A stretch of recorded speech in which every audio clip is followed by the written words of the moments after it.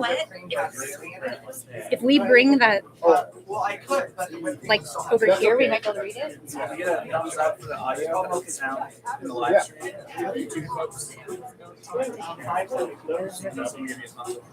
Okay. Are we gonna? Can I comment for this? I won't worry about it. Okay.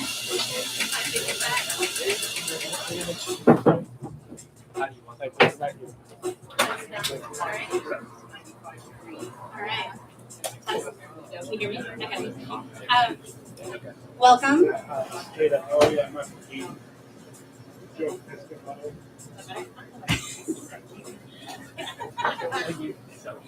All right. Welcome so much. I'm really excited to see everyone here and to be doing this. You know what? I'm not going to be able to listen.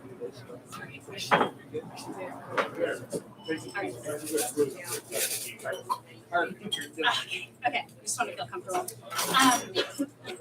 Okay, so we are starting at 5:55 because I really believe in numbers, and it's one of the reasons that we're here today.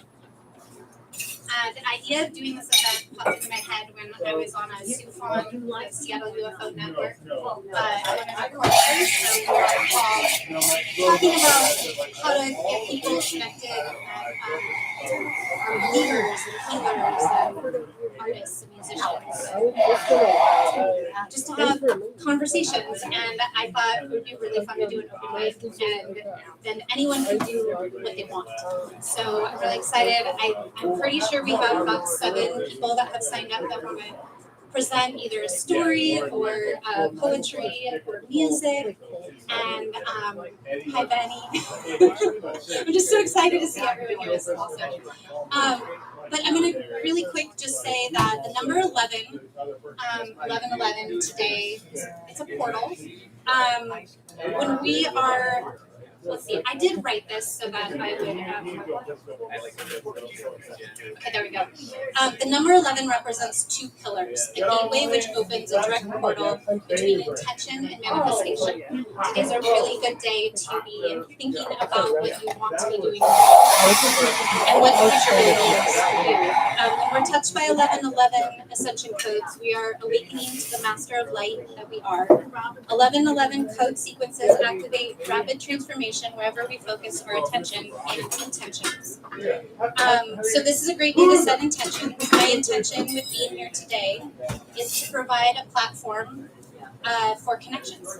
And that's, I want to align my highest good of being a connector to inspire others to heal, share, and grow. And yeah, I'm just really excited to hear what everyone has to say. I'm going to start by reading a poem that I wrote. One other thing I want to mention is we are trying to stream this on YouTube, so hopefully everyone on YouTube can hear us. Because we have a partnership with SUFON, Seattle UFO Network, with UFON, the British UFO Network, and so there are people over the pond also hopefully able to tune in and connect as well. So this kind of goes a little bigger. We have some people in Australia and a shaman in Japan that's also tuning in. So hopefully Chris in Australia and Peter in Japan are on and are getting to experience this. So let me find my poem really quick. This will take me a second. Okay, so get closer. Oh, yeah, that's way better. Thank you. Okay. Just take me a second.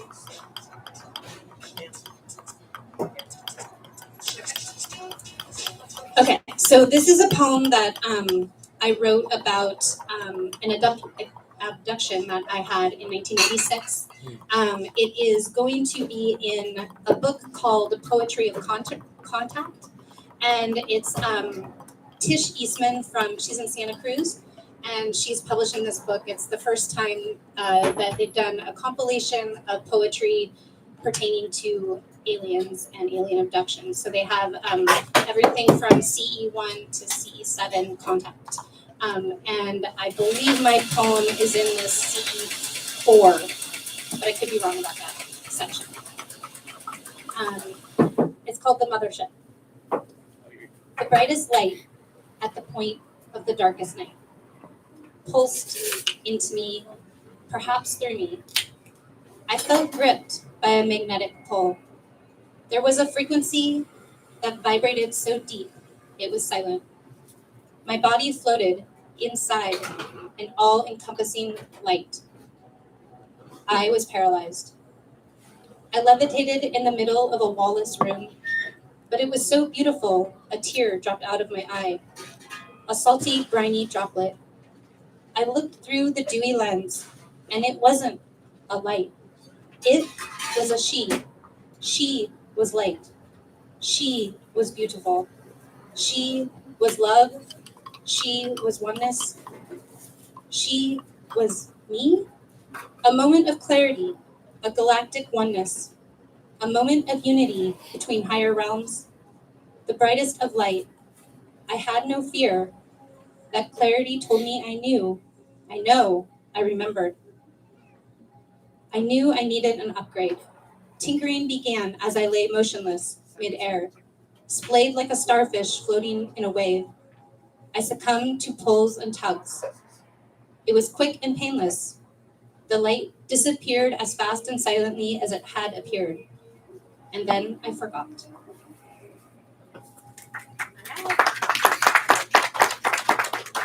So,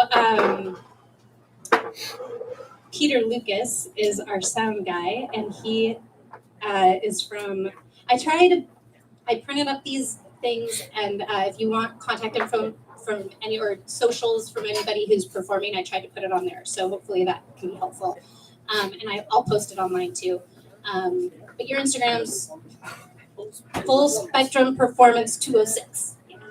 Okay, and my Instagram is Crystallized Mind, so, and YouTube's the same, so. But Peter's gonna start us off with a little music. Yeah.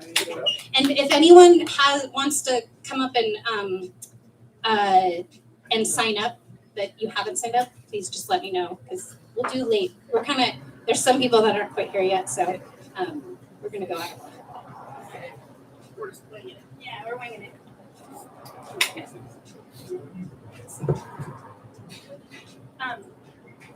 Your hands up. Should I?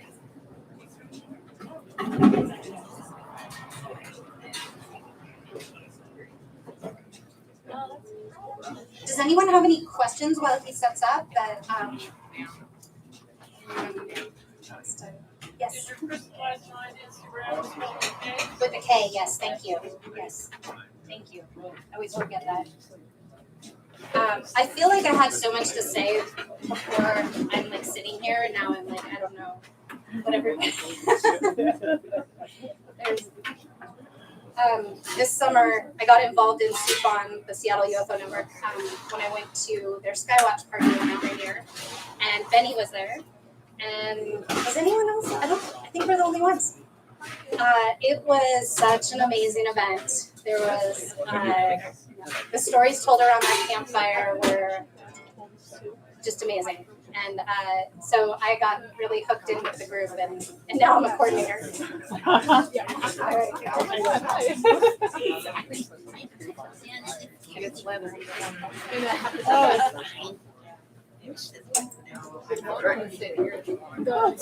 Alrighty, welcome. Hello, everyone. So yeah, Full Spectrum Performance 206 is my more wellness and fitness business Instagram. Peter Anthony 206 is more the music. That's kind of a little mini project that I'm getting into. Haven't really performed in front of a lot of people, so this is a little fun one. Because we're kind of going out of order, I'm probably going to sing a song and then read a poem after that. But yeah. So this song is from my debut album that's currently in a track called Journey of a Broken Heart. And in this track, Can You Hear Me? Is that moment in a relationship when you're kind of fed up.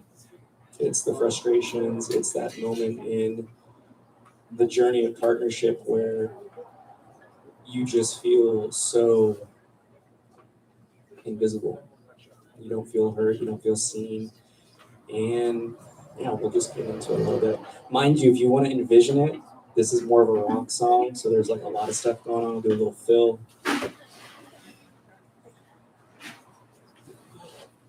Should have grabbed a water sip real quick. Let me do that real fast.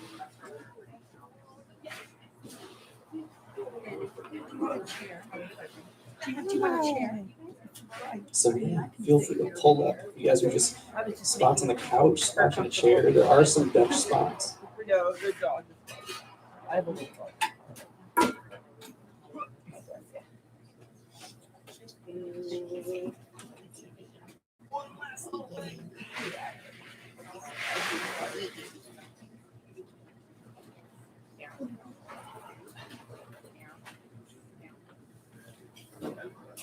Here we go. All right. Gosh, a little nervous.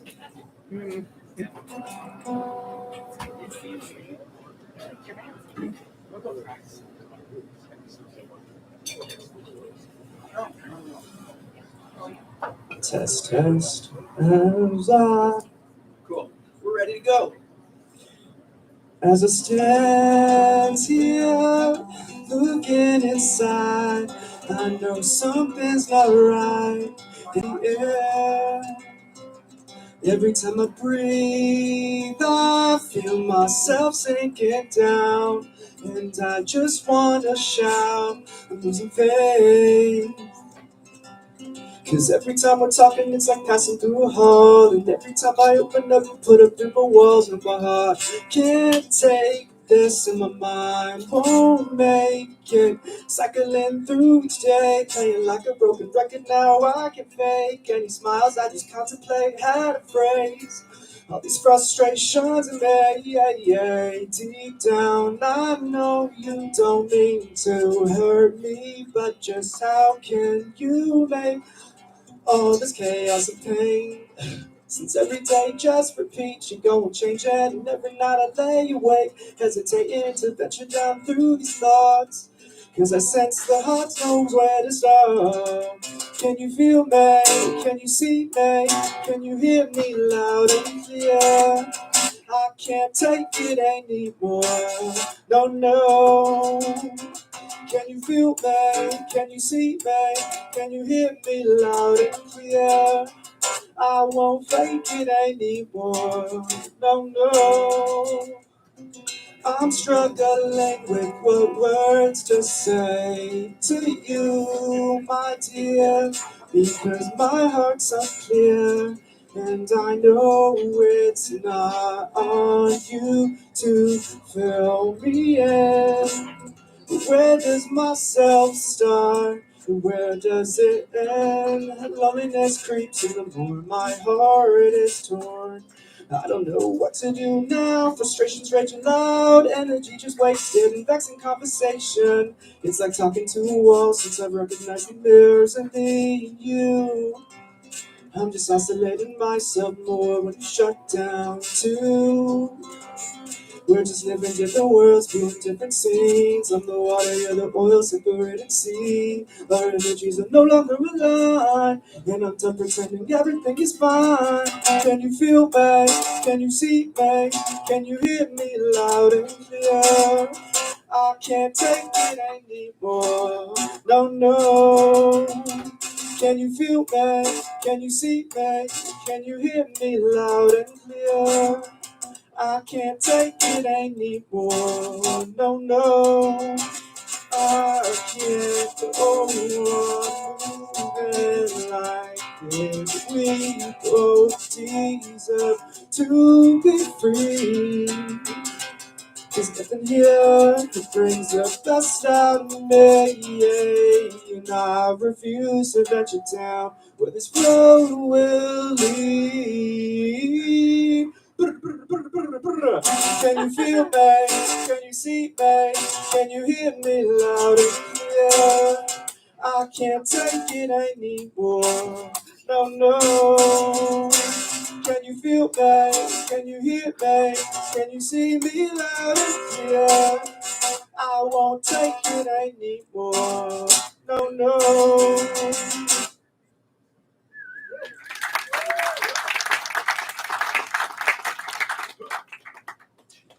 And then I think I'll probably read a poem, maybe. We'll figure something out. Unless people want to hear another song, maybe. This one might be a little. So this one's a little spicy. It's kind of like trying to make consciousness a little bit more cool. So this is definitely what we would call kind of like a bedroom song, if you want to think about it like that.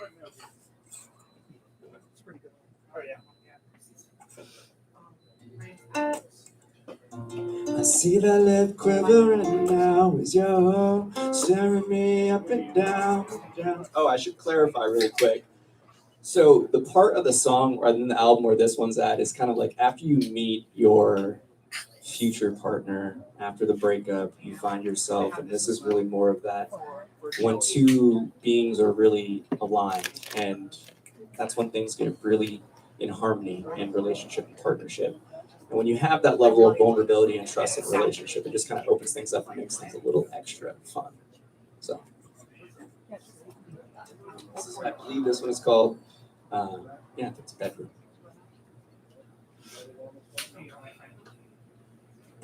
I see that lip quivering now as you're staring me up and down.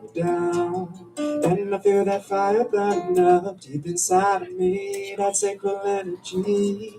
I guess you're really feeling like it's go time. I hit the road time. Judging by that subtle bite of your lip, I see it's time to get to. So girl, best believe you know I wanna pull through. Are we going to my place or yours? You know I can't ignore the way your body's calling me. It's true. It's energy with you. He's got me feeling for your sweetness. Ooh, baby, what you trying to do tonight? I'm sensing something spicy with your hips and mine. Ooh, it really doesn't matter what we do, 'cause I'm loving every moment that I share with you. So baby, won't you quit playing around? I know you really wanna get down, so let's move it to the bedroom now. Whoa, for that sacred energy, exchanging you'll see. We got that touch of love and flowing now. Girl, I know you're trying to get down. Big city about to see it now. Whoa, what two guys and goddesses can do, like me and you. And when we pull up to your place, just know this ain't no race. I got no hesitations, let's just slow it down and feel that pressure of patterns and sound. With you, baby, so say the things running through my mind. Your body's telling mine exactly where it wants me to go. And I start kissing on your neck, rubbing up your thigh. I feel your body shake with anticipation, you can't deny. Things are heating up, you got me in full attention. The way you grab me, I hear you breathing to the beat. You're that scepter of a king, perfect fit for a queen. So hop on this throne seat. Magical things, we're about to lose some time and space. This ain't no damn chase, let's just run a race. 'Cause when we hit them sheets, we about to test that bed frame. Baby, I really wanted you. So baby, won't you quit playing around? I know you really wanna get down, so let's move it to the bedroom now. Whoa, for that sacred energy, exchanging you'll see. We got that touch of love and flowing now. Girl, I know you're trying to get down. This city about to see it now. Whoa, what two guys and goddesses can do, like me and you. And when we lock eyes, I know you giving me that signal that it's time to roll upstairs. Headed to the bedroom for the night, but ain't no sleeping's going down. No, we about to explore every inch and every surface. Baby, I'ma live all these moments adoring you. You know it's true, you feel it deep inside of you. Baby, ooh, the way you riding it comes through. That passion, oh, it's got me feeling for more loving, yeah. So out your back and roll your way on over here. Slide down, get it, let's work it double time. Baby, we in sync, we've got to taste the divine. Sensations of pleasure and depth of vulnerability. The more we open up, such beauty is all we can see. Cause we opened up a door to something that words just can't express. It's no bluffing, no. This type of sensation and be so pure. And I love it every way. Cause down straight up rumble that the neighbor's about to. Baby, won't you quit playing around? Wanna get down, so let's move into the better now. Whoa, whoa, for that sacred energy, exchanging your seed. We got that touch of love and flowing out. Girl, I know you're trying to get down. The city about to see it now. Whoa, whoa, what two gods and goddesses can do, like me and you. Oh, what two gods and goddesses can do, like me and you. Oh, oh, oh, oh, oh, oh. What two gods and goddesses can do, like me and you. Oh.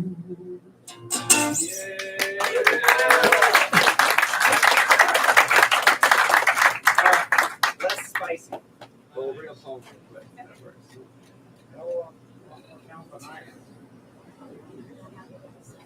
Go. Excellent. He's gonna say a poem. Just need to get set up. He's just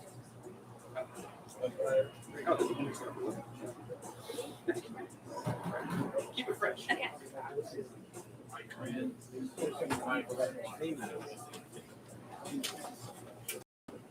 Yes, bag. All right, so our next performer, storyteller. This is a storyteller. Eric Nachtrieb is going to tell us a little story about how he got inspired to study stem cell research. So Eric's a really amazing storyteller, so I can only imagine what this entails. But you can find him on Instagram at setjetters, SET Jetters. All right, Eric, you ready? Yeah. Okay.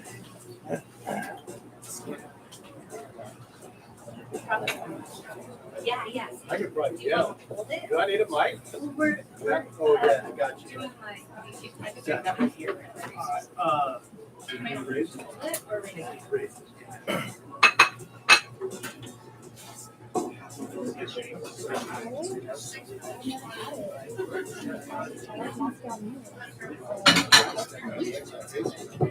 Oh, you can sing them. You ever feel like you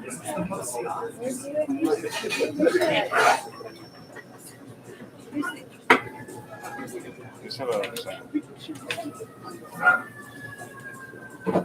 all right. On? Yeah, you have to kind of be close. Pretty close. Okay, got it. Cool. Well, this is pretty awesome. When I saw this come across, I was taking a look at its alien theme, and I thought, wow, that's pretty unusual and pretty cool, though, because I'm trying to think what an alien is, and I thought to myself, this is an alien is someone you have a tough time communicating with, you might not identify well with, it's outside your culture, etc. And so for me, I thought, wow, this is pretty neat that we bring together a community space where we might be able to do that amongst ourselves. And I really implore everyone to engage in all the community spaces that we can and talk to each other, because I don't believe we do that enough. And share stories, because I have a couple of young daughters, and that's how I teach them.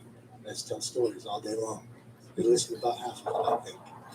So I'm going to tell you a little story, and I'm going to put my glasses on.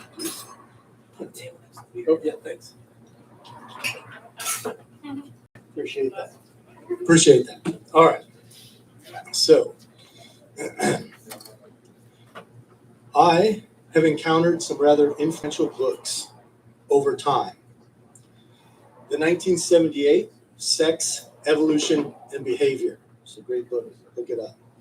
I've read the Bible, King James Version, which I find ironic. There are versions of the one truth. I read the Quran on a plane back from Jerusalem. It was a nervous flight for the guy next to me. Both are the same damn book. When I was 10 years old, my father bought this book, this one here. If you can take a look, I don't know if you'll see it, by the great astronomer and storyteller Carl Sagan.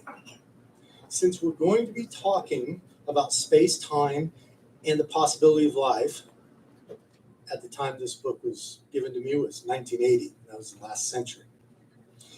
I've tried to pass on this inquisitive nature of the world and humanity to my daughters. They still have not read any of these books. An evening not too long ago, my daughter's boyfriend, Bex, was over at the house. Rather than sharpen my machete while chatting as I did with the last boyfriend, took another approach. This one I attempted to test through conversation, which led to my bringing out Cosmos. After the Iliad and other books of which he was disinterested in, he showed or seemed to demonstrate genuine interest in this book.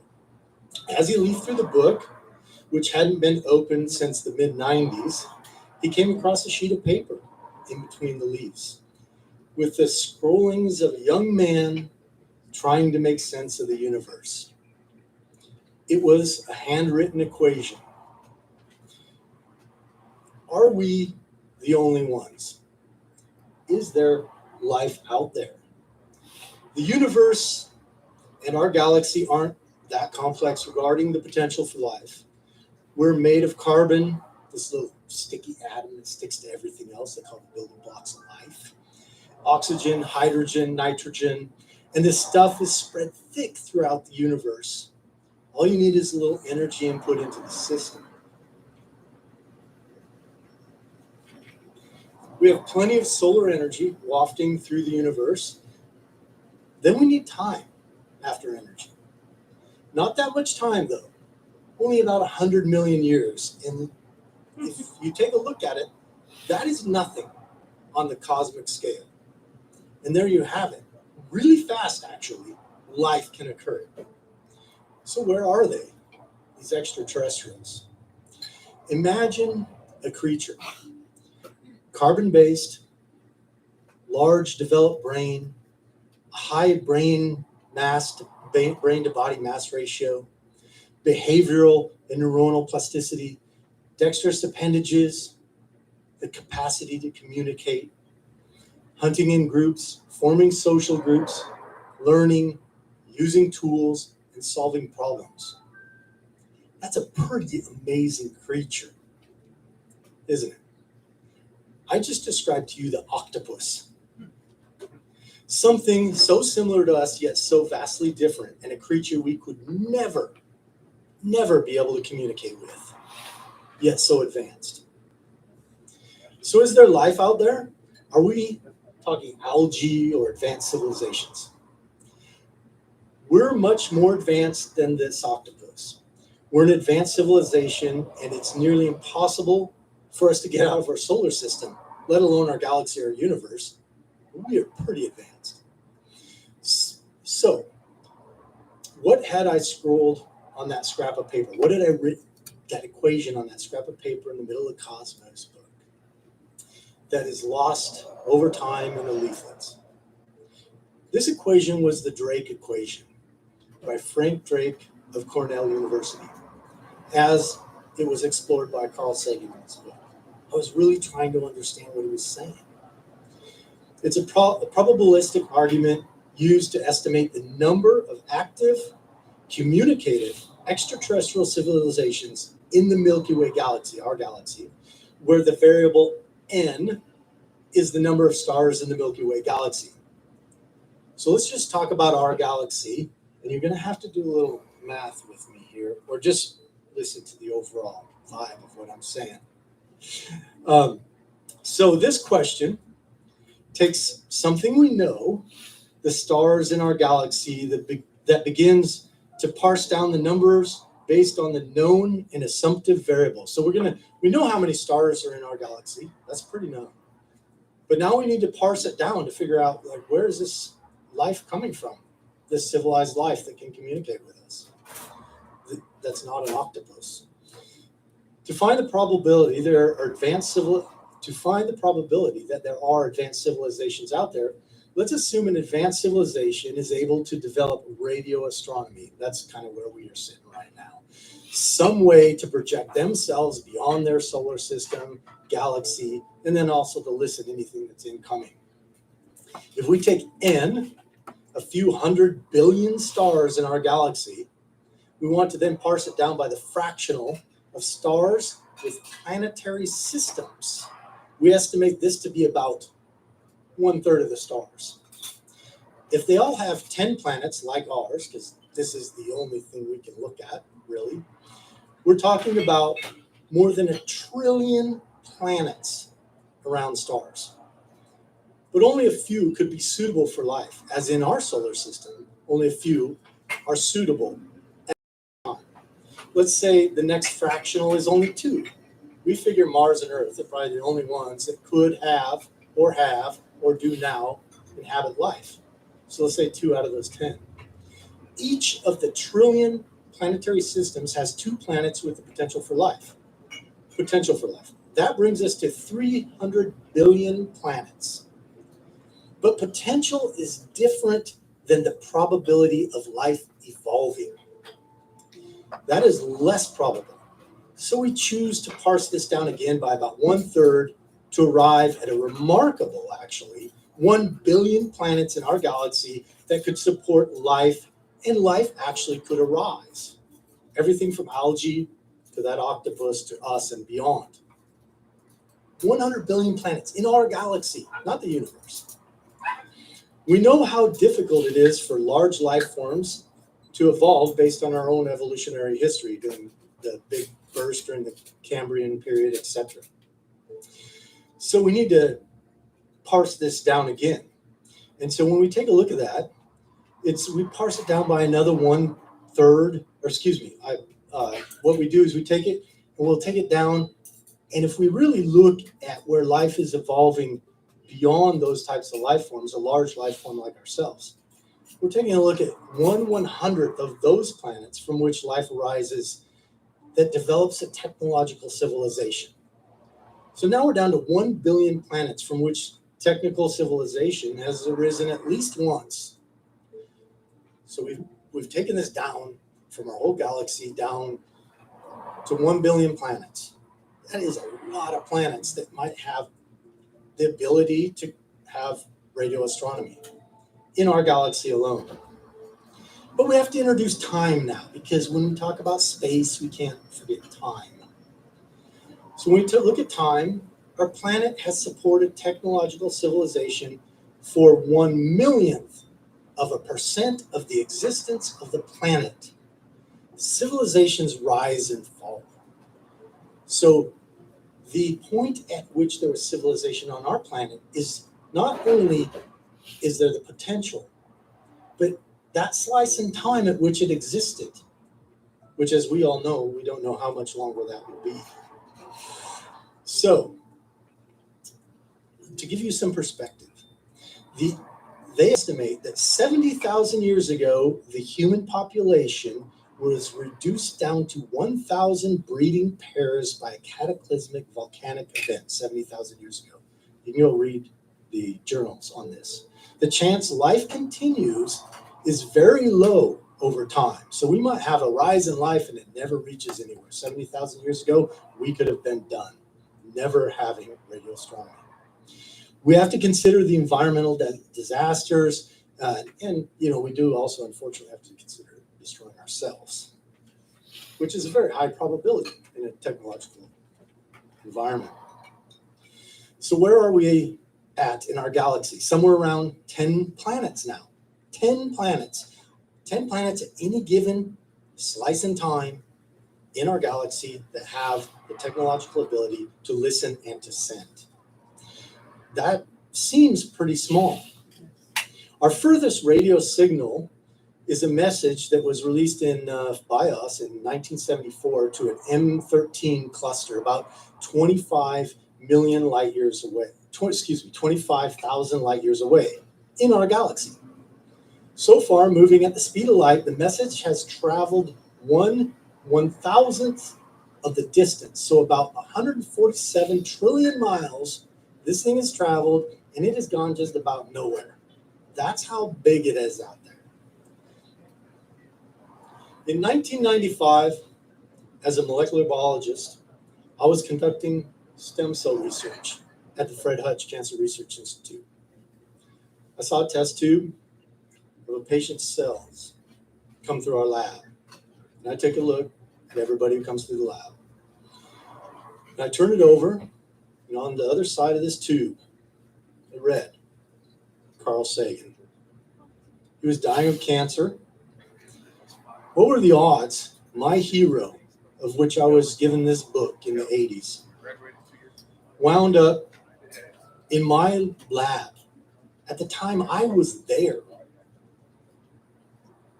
That would in some way also, we would be participating in his bone marrow transplant.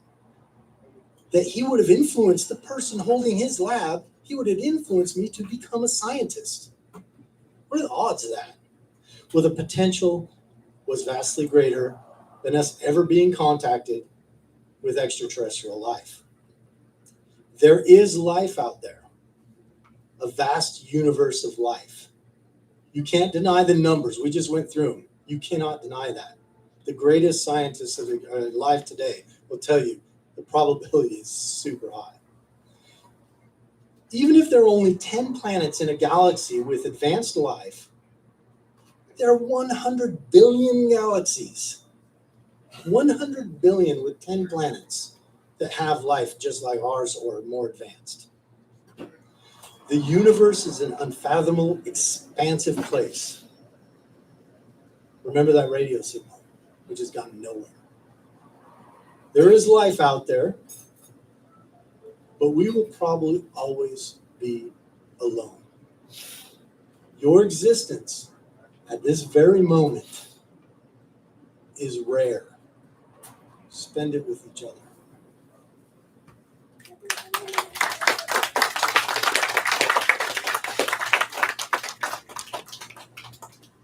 That was awesome. That was so awesome. Thank you. Thank you so much, Eric. That was a really great story, and the Carl Sagan part kind of blew my mind. It's like he helped make the person who was going to help him live longer. It's it's pretty cool. Okay, so we're gonna have Dennis Driscoll. I believe he's playing his electric ukulele, and it's going to take him just a minute to set up. And then we're going to hear a storytelling session from Sean, and that's about as far as I got with the little lineup switch ups. So we'll also hear from Tristan Hildebrand. Hell yeah. I wanted to go. That'd be perfect. So if you went after Sean, okay, that's what we'll do. Making it happen. And then I had one last person that did my form online. Is D here? He said he wants to go last, so he might not be here yet. And Trish. You're here. Good. Okay. So, you're Patricia. I'm Patricia. Yes. Okay. Sorry, I was thinking that. And I think we'll have you go after Tristan. Okay. Or no, we'll have you go before Tristan, after Sean. We'll figure it out. Whatever. Okay. I'll get out of Dennis's way. Are you going to scan or? We have one.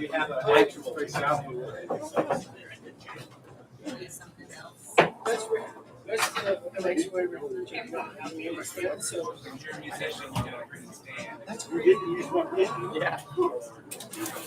How do you want it? Yeah, just sit down on the microphone and scan just Thank you so much. Well, then we can have this mic on. Oh, hey, yeah, this is actually. I forgot how to play the ukulele, so I just brought my guitar. Son, will I have your latte? Just barely scraping the surface. Just barely.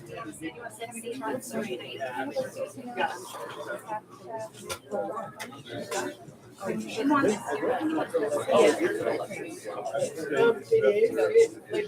not sure if I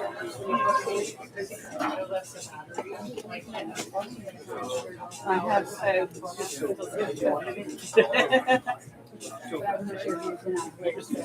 Hey Lucas, do you have that citrus tea coming out? I was asked for.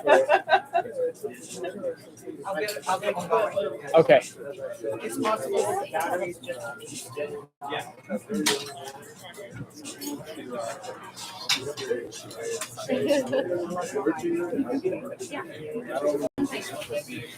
And then I'll find you.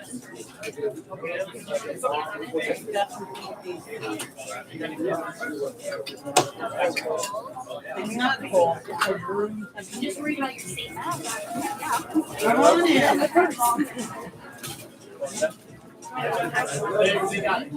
You're welcome. Front row center. I inherited my food from a nice woman with a great review of love. She was a good dog.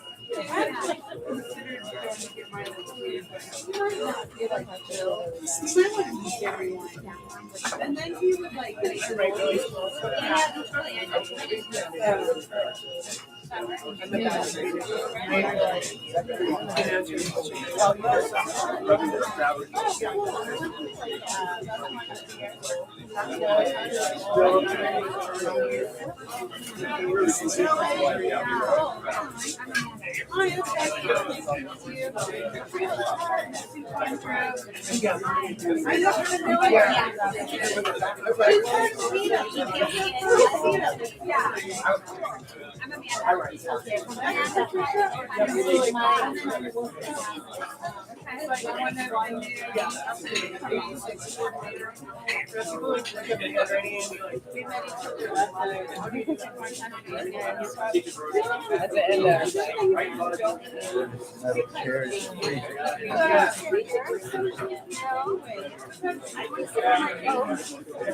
I'm thinking of sitting on mine.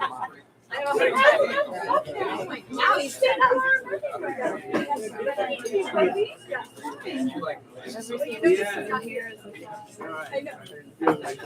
ridiculous. Someday. Somebody's got to watch them. Why? Alyssa, I don't know.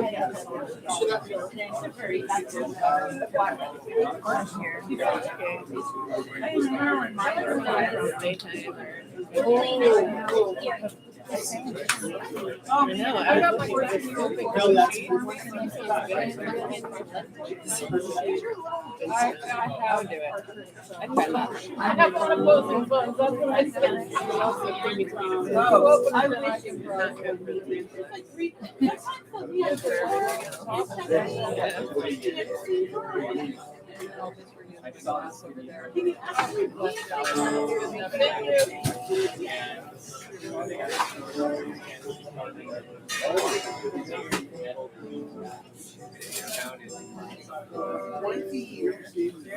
Hi. Thank you, Krystal, for inviting me to this open mic. I didn't believe that you would know. I really am out of practice, and like all these songs I wrote 25 years ago, so 25, I think so, something like crazy like that. So that's why. I mean, back then it seemed like I was a man-child, but now, like, I don't know what it seems like if I'm, like, old and singing weird, kitschy songs. And, like, I've been, like, making songs on the computer, so I just haven't practiced it, played the guitar. I was playing the ukulele and forgot everything, so, like, I'm just so rusty. And I didn't dress like an extraterrestrial, and I only have maybe one song that's kind of, sort of like alien themed, and it's called Moon Patrol. But let me think about. Oh yeah, I drive like taxi, like not real taxi, like fake, app-based rideshare. And I was talking to one of my passengers about extraterrestrials once. They were like, "Well, maybe like some of your passengers are probably aliens." And I'm like, "Oh, yeah, that probably is probably the case." So it's like whenever you're picking somebody up, it's like, is this person going to be an extraterrestrial? Like, I don't know what signs they would show to show that they're not otherworldly. So anyways, this song is about a troll. Well, just not like an internet troll, but like a real like troll that lives under the bridge. And I think trolls could be aliens. Like if you think about it, maybe interdimensional or something, perhaps like Sasquatches. I mean, that's just one of the theories.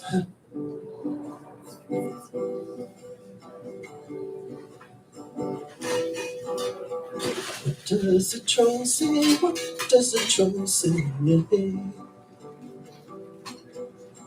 What does the troll say? What does the troll say?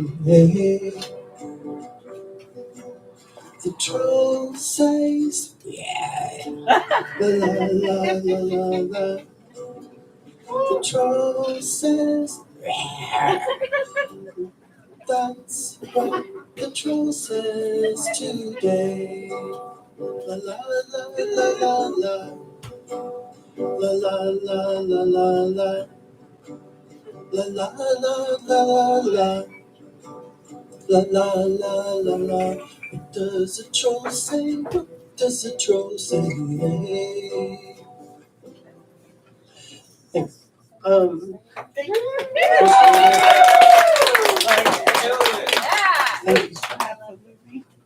And yeah, this song like is called Moon Patrol, and I just like I'm gonna mess it up because I can't remember the chords, but that I mean I'm playing it because it has to do with space.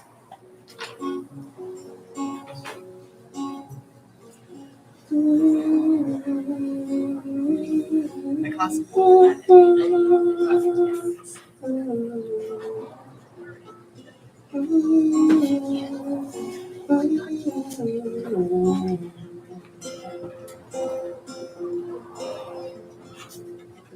I'm gonna go to see you tonight.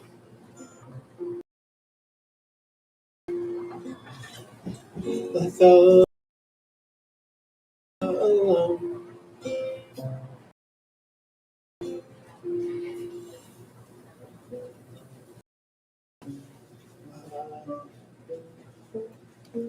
I should have known you'd see me. I mean, I don't know. I don't want to play that one. Great. You did great. You have a committed audience. I love Guys, I'm the Moon Patrol tonight. Dude, how? See, I was practicing. I'm like, why am I shifting keys in the middle? The planet has 14 moons.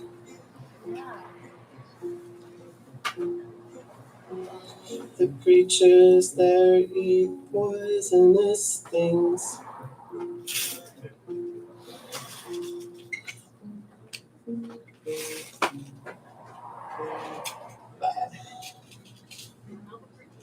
And when their hearts break, stings. Cause I'm the Moon Patrol tonight.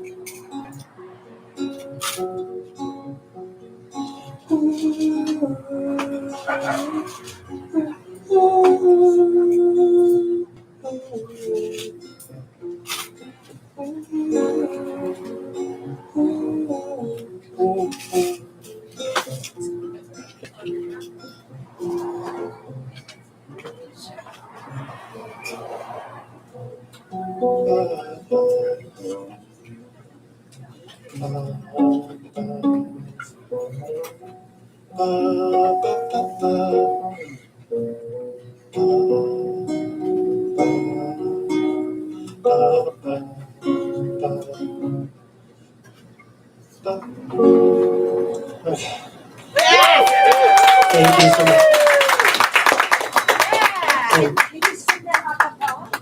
Yes, I could.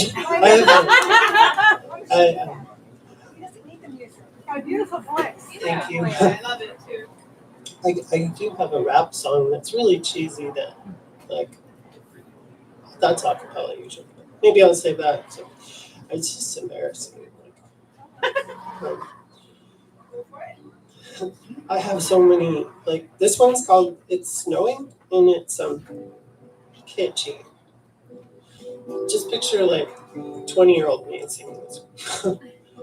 It's like, even then it was weird.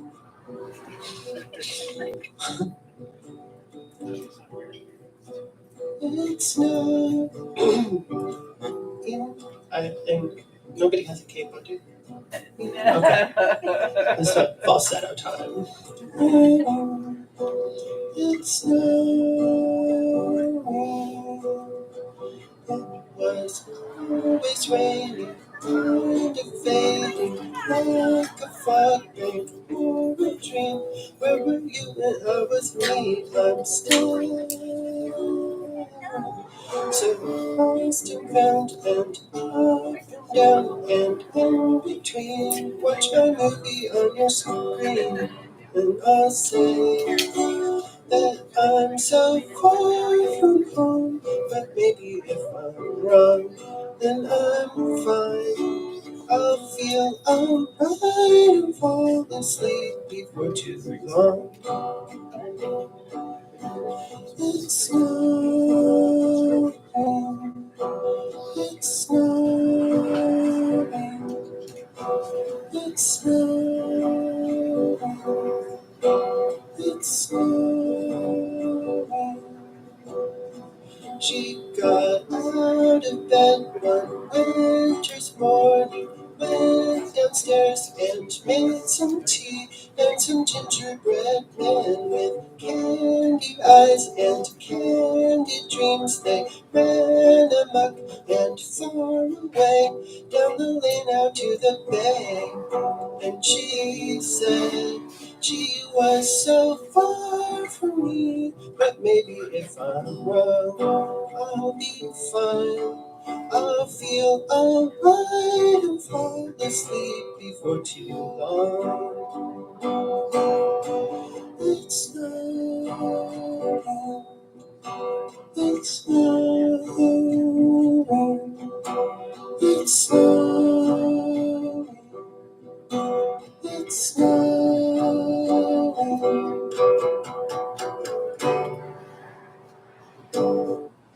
Thank you.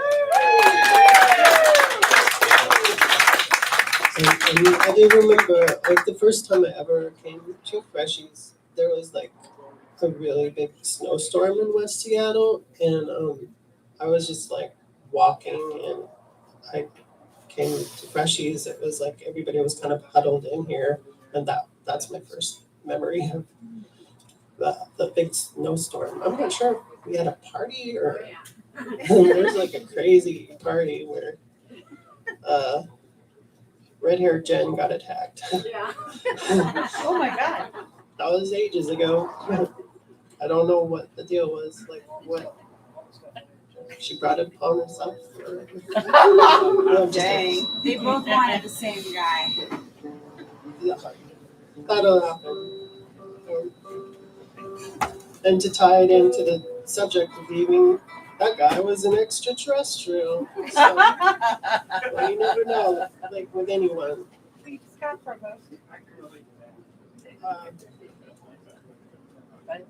And this song's about a ghost, so that's kind of like an ET. Round, red, yellow, and brown. I'm in love with a ghost.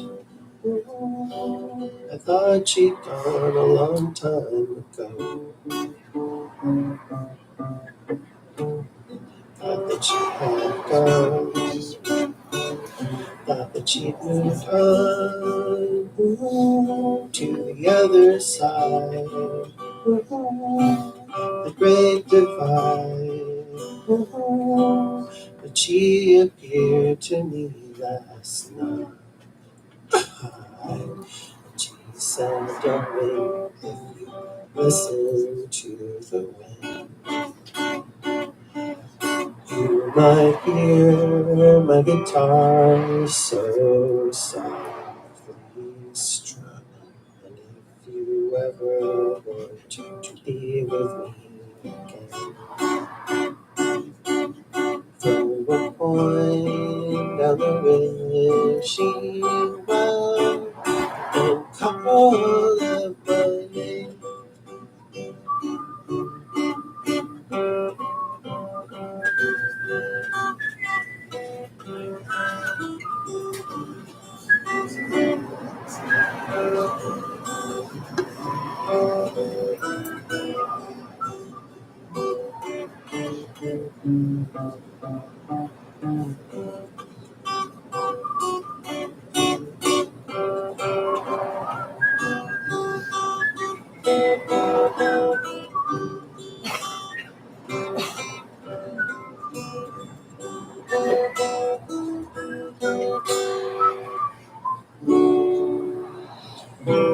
She said, darling, if you listen to me, I hear my guitar so sweetly strum. And if you ever want to be with me, throw a coin down the wishing well and call out my name. Thanks. I'm not sure how many more songs I should play. As many as you want. Well, I know we have other people that I don't want to get in the way of other people's time. Parsley Sage was my so this song, let's see. I have so many to choose from, and I don't know anything. I don't know. So just open.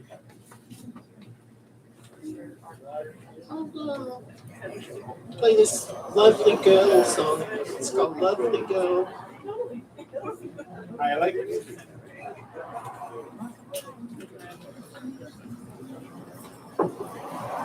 Thanks.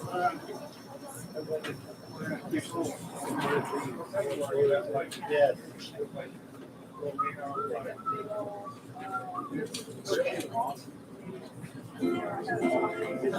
They need like drums and stuff. It's just the acoustic thing. Lovely girl, my love. I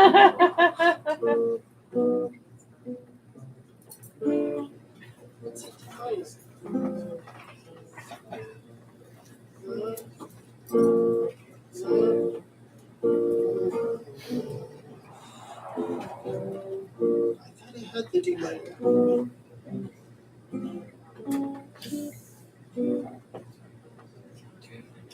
Does anybody know D minor? No?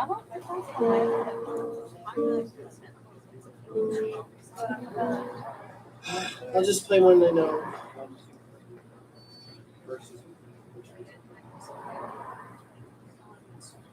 Like this first two. Yeah, so it's that.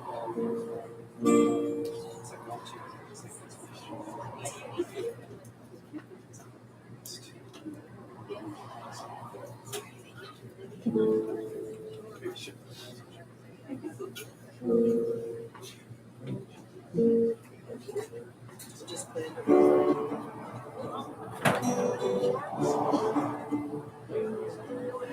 Feel arrange a trip to meet. I'm just playing a different one.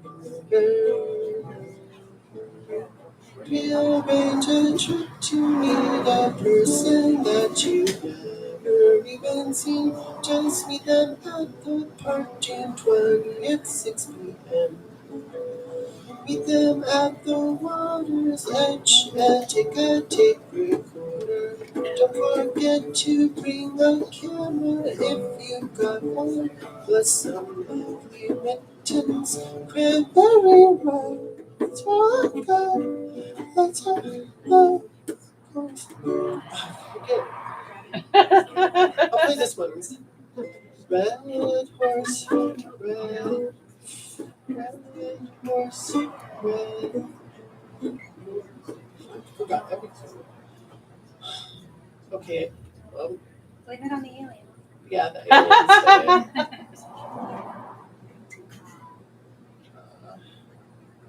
did. All right. Bye. You did great. Thank you. I'll practice. You did great. You're hooked onto the stool though. Bless your heart.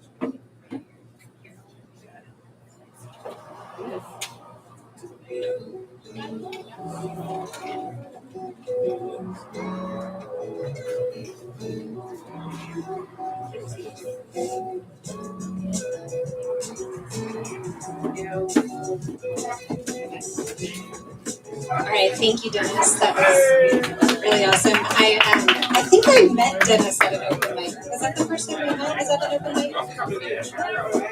Yeah, at Shadowland. So, and that was like probably 15 years ago.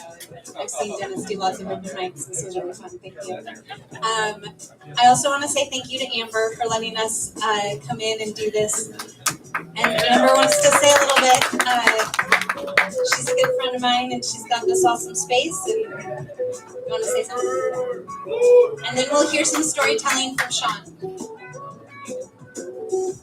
So just tonight just reminded me a lot. I just wanted to, it was funny, Tyler, a former employee of mine, was like, why don't we do these? Why haven't you ever done these before? And I was like, we used to do these all the time. And then I was like, it was the pandemic. And then I realized, no, it was when I opened downtown and I was way too busy between both spots. But just listening to Dennis, I just wanted to kind of put out a shout out. A lot of people who had come to these years ago knew a Noel, and it's unfortunate that Noel had passed. He was a really integral part of a lot of these open mics. And then we also just recently learned that another really good musician and a great regular, Robert, he also recently passed. He's the one that had the one-eyed dog. So anyway, I just wanted us all to, like what you said, just we need to stay in our spaces and hang out and just do these more. Thank you for putting it up.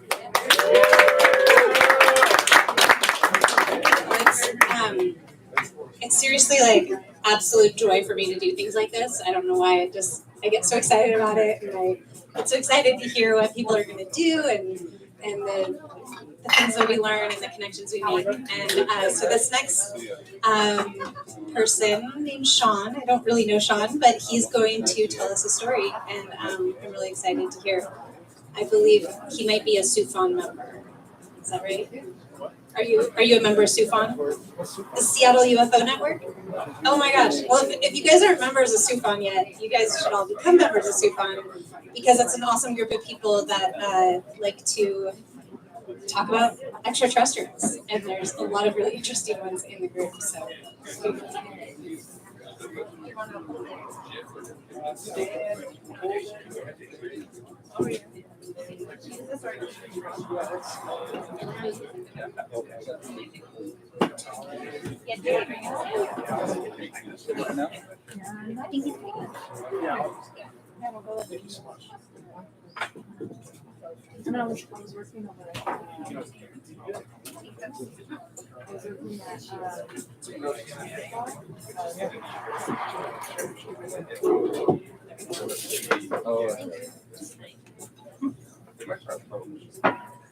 Hello. Colorado.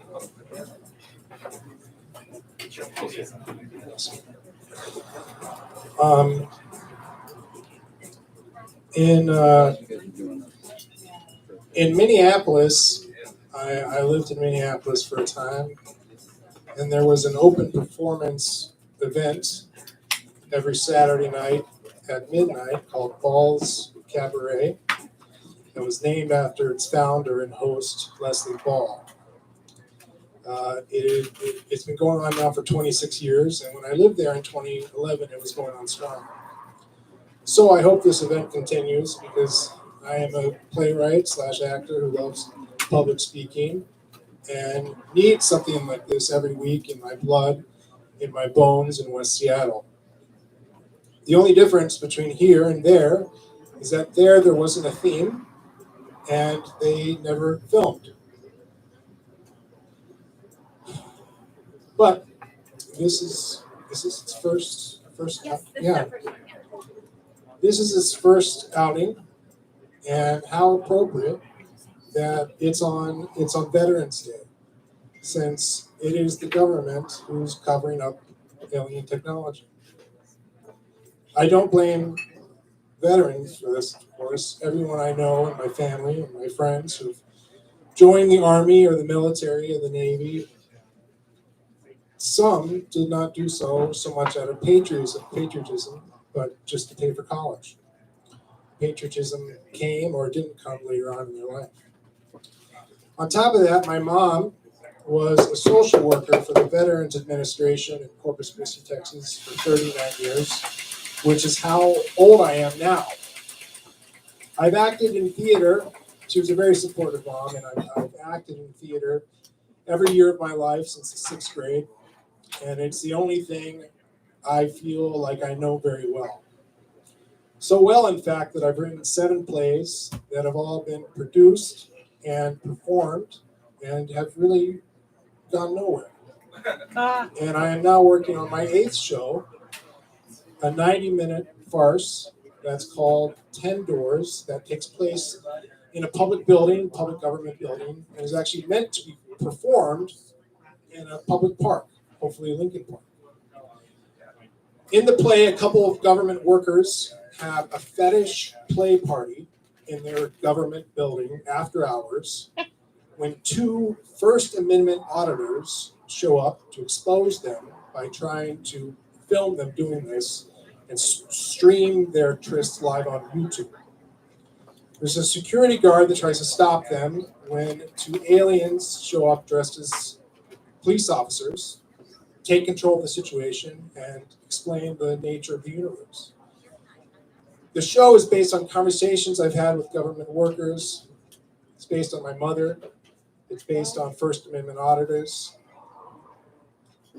And an in-depth look into what is believed to be the reality of extraterrestrial life, and probably more interesting, conversations I've had with the fetish community right here in West Seattle. All of the characters are non-gendered.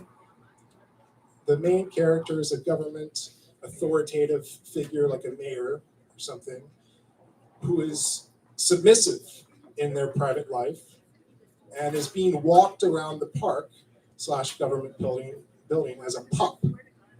A pup in the BDSM world is someone who is typically leashed and is beholden to their master's will. West Seattle actually has a large group of 80 pup players and their masters, a dozen or so that steadily have a standing meeting the first Sunday of every month at various public parks in Seattle, the last of which was in Lincoln Park. It's really a sight to see. There's these masters parading around these pups on leashes, the pups who have given over their autonomy, this willing, consensual offering. The second character is the pup's master, who is merely acting like the dominant one, but in fact, they are actually submissive. But they deny that within themselves because they're so in love with the pup and the pup's authority. The government, authoritative pup character, and the master character are in fact, both based on my mother, who was the head of her pack of team social workers. She was a very gentle person, but also very commanding when she needed to be. She went to church every Sunday, but she considered herself more spiritually connected to something greater than Christianity. When my father left when I was 4, my sister and I thought she was single the entire time we lived at home, but in fact, she had many boyfriends that we later found out about from her close friends after she passed. This information just came out a month ago when I went to visit my sister in Texas, and we visited with some of these friends. And they let us know that my mother had instructed them to burn her many journals after she died because she didn't want us to read them. She didn't want us to find them. They never read them, but from what she told them about her life before kids, she was a sex worker in her 20s. She had gotten pregnant and had an abortion and had her tubes tied afterwards because the last thing she wanted in this world was children. This was in the 70s, and then after this, she committed herself to being a social worker and to helping others. When she met my father, a Vietnam veteran, in the early 80s, the plan was to spend their lives childless, traveling the world. But she got pregnant, and the war had made my father a very unstable man. And when she got pregnant with my sister and I, it was somehow the perfect excuse to get her out of this marriage. Now, how did this happen? How did my mother have twins with her tubes tied? If you were to ask her friends, it was a miracle from the sky. There was no God involved, but what some might call extraterrestrial life. She believed she was chosen by the council of otherworldly beings who are in fact in charge of the universe. And this council makes up the directives that all the alien species that live next to us in the multi-dimensions that exist around us all the time, there are rules, apparently, that they have to abide by. Rules that we'll never know. She burned the books because she never wanted us to know the truth for life. She never wanted us to know she didn't want children. And she didn't want us to get in trouble with the government. It was a dichotomy. The master pup role is in fact the ultimate explainer to how the universe is set up. It's the number 11 has come up a lot, actually. It is all about the two things existing at the same time, those who have the power, those who submit to the power. And each of us, when we are born, inherit this dichotomy, like joining the army for college, like a mother who never wanted kids, but miraculously had twins who believed what I believe now. I've never not believed in aliens. And just last month, after finding out all this from her friends, I realized that I don't have to believe in aliens because I am an alien. I am a child of the council. And I am here tonight to publicly speak about all this. I now carry a lot of certainty that I did not have before. I carry around a lot of information that I did not have before. For instance, to study us, they come for us at night, but they are not allowed to hurt us in any way. Any interference must be invisible and must be read as a blessing like knowledge or mysterious babies. There is more to all this. There is more to the play that maybe I will get into next time. There are more characters, there's more plot, there's more to my life, and how I now believe that I have been confused about my connection to theater. And yet, I have this feeling of being very comfortable in front of an audience. So I will be back because, unlike Ball's Cabaret, unlike my mother's burned journals, unlike all this mysterious lost time that I've experienced in my own life. I'm here now talking to you all, and to tell you that who we are in private and who we are to those we know around us, who we are in our brain, and who we are to others is a dichotomy set up by the council to distract us from our ultimate potential. But that is supposed to change. I'm sure of that. And now, because of this evening, there is a record of it. They're filming it. That's why I'm here. That's why all of this fits so well for me. Tonight, the reading, because I have now created proof in a forum, a public speaking forum, which I love so much. So thank you. Wow.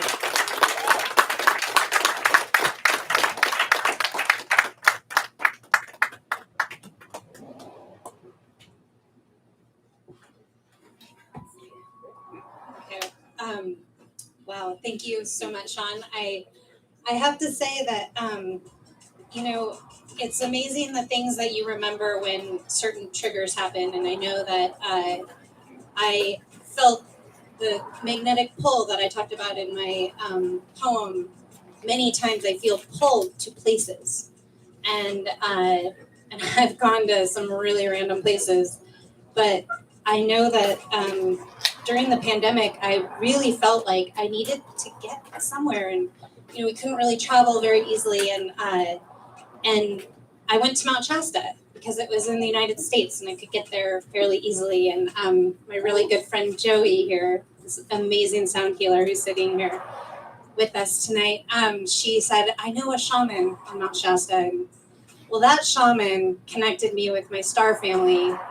And I now am so sure that I am a Pleiadian activator and I am a connector. I've always known I'm a connector, but I didn't quite know my mission. And so going to places can really activate.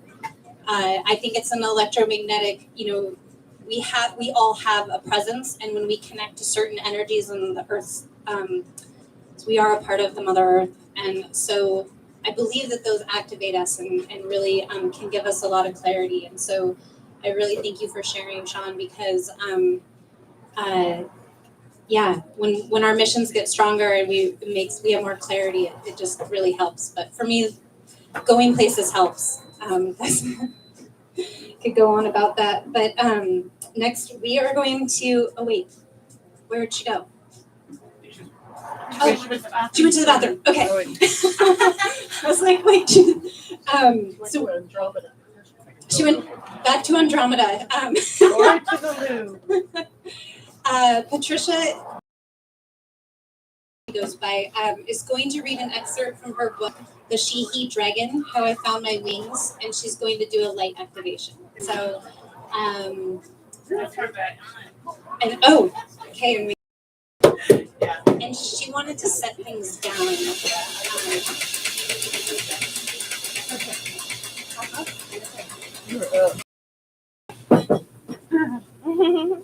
That's such a cool mask. No, I have already given the book to her. Is that okay? Yeah. We're making this a table for you. Yeah, this is cool. Thank you so much. This is for us, the audience. For you, the audience. Do you want to hold the microphone or do you want it on the stand? Yep. You want to sit? Okay. Do you want to hold the microphone or do you want to hold the stand?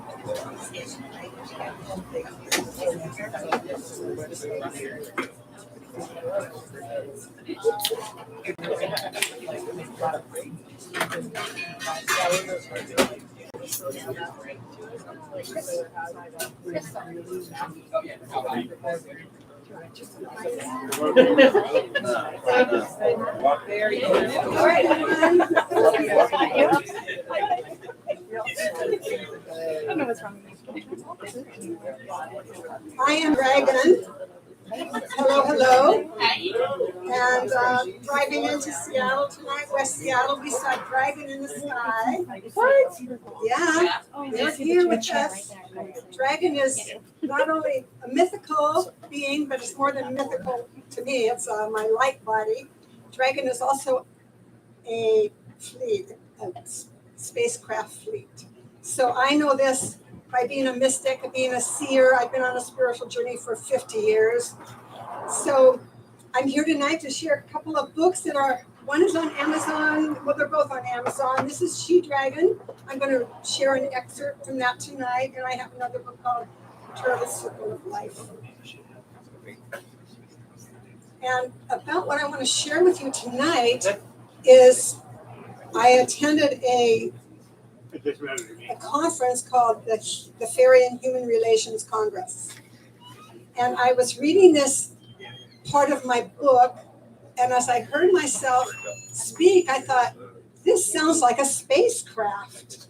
And so I immediately found Una Drake, who was then the organizer for SUFON, and I said, I've got to join your group. I just had a spacecraft experience. So this is what I want to share tonight. I'm changing my mystical eyes for my human eyes. We have many different eyes. Each identity. This is called shamanic journey. Mind still. Inner eye focused. I look, I see. Shoulder blade arms winging left and right. I am wings. Opening to wind's force. I am not on a flying dragon. I am a dragon. Ahead, I see the arc of Earth, outlined in space. I fly toward her dark night with skyscrapers. Electromagnetic particles rain down. What is this? Fairy dust, radiation? Dragon fire? Am I one with comet, meteorite, or a spaceship? And then a sudden turning, a rotation in space. Dragon rolls with it.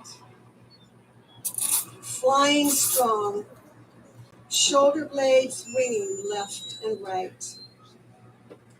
This is one of the many experiences I had realizing that I am dragon, my light body that I've come. Not our beta brainwave or ordinary. Higher brain waves, we can have all these mystical experiences. I do it currently through meditation, pineal gland meditation. So I welcome you to experience all this, and I know some of you in this room have. So what I'd like to do tonight is to invite you to experience some dragon energy. This is something that's come to me very recently. I'm calling it quantum activation. It's bringing my Arcturian. I have an Arcturian guide who's helping me now with healings and seeing, and her name is Andromeda. And so I bring her down through my body, through the chakra system, the endocrine system, all the way down through, and this light beam or ray goes all the way through the earth to the other side and out into space, and then it comes up and around as serpent, rainbow serpent or dragon. And when it comes up around, it activates all the colors of our chakras. So it's like a rainbow coming up and white light going down. So I'm going to ask you to stand up and do this with me. I'm up. Yay! Yeah. This is a quantum activation. We're doing it here in West Seattle. Right on the planet. Yes. Thank you. Thank you. All right, here we go. We'll do it 3 times. 3 is a good, lovely number. So, thank you, Arcturian, and thank you, Rainbow Serpent, for being with us tonight. So let's honor, white light, all our guides, angels, whatever you know above you, and higher realms. We bring that high light, high frequency down through our center, through all our chakras and our endocrine glands, all the way down. Move your hands down to the earth, down, through the earth, through matter. This is energy and matter coming together and merging. And so once at the other side of matter, this orb that we live on, we can bring the energy up. Our electromagnetic field is expanded, and we bring it all the way up to the top, and we give thanks. So we'll do it again. From above to below, high to low, down through our crown chakra, our many chakras, throat, heart, solar plexus, root down the way, all the way to the earth, through the earth, Gaia. We love Gaia. And then out and up and around, and we love our electromagnetic field of the earth and our own earth, and we are strengthening it so we can live in a good way. And the last time, one big extension upward, and we give thanks, and we feel it emotionally. This is an emotional experience because we feel it in our body. So all the way down through high to low to through the earth and Gaia, and then out and honoring our electromagnetic field that we're creating here in this room as one body. And we give thanks as one body of humans, as one body of mystical beings, as one body with Gaia. So thank you for participating. Oh.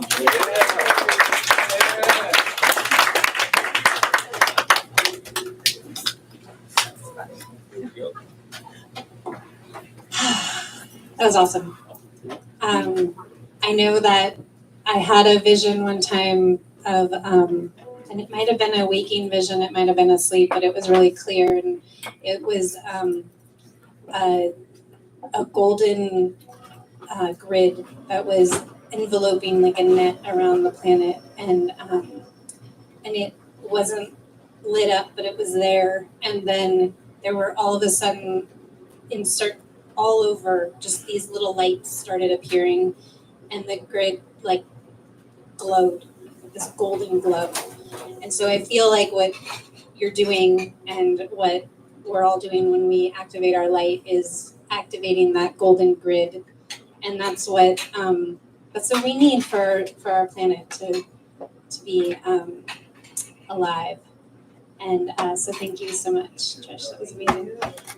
Okay, so next we have perhaps another alien in the house, I think. I'm sure there's many of us here. And this is someone that I have personally known since he was like a toddler. So I know that this has been a special person for a really long time. And so I'm really excited. I don't know what he's going to share, but whatever it is, I'm just excited to hear Tristan Hildebrand. Yeah. Thank you. I was hoping to sit down. I don't really know how to set this microphone up.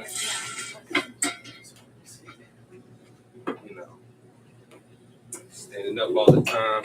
I'm not even getting paid to stand up right now, so that's perfect.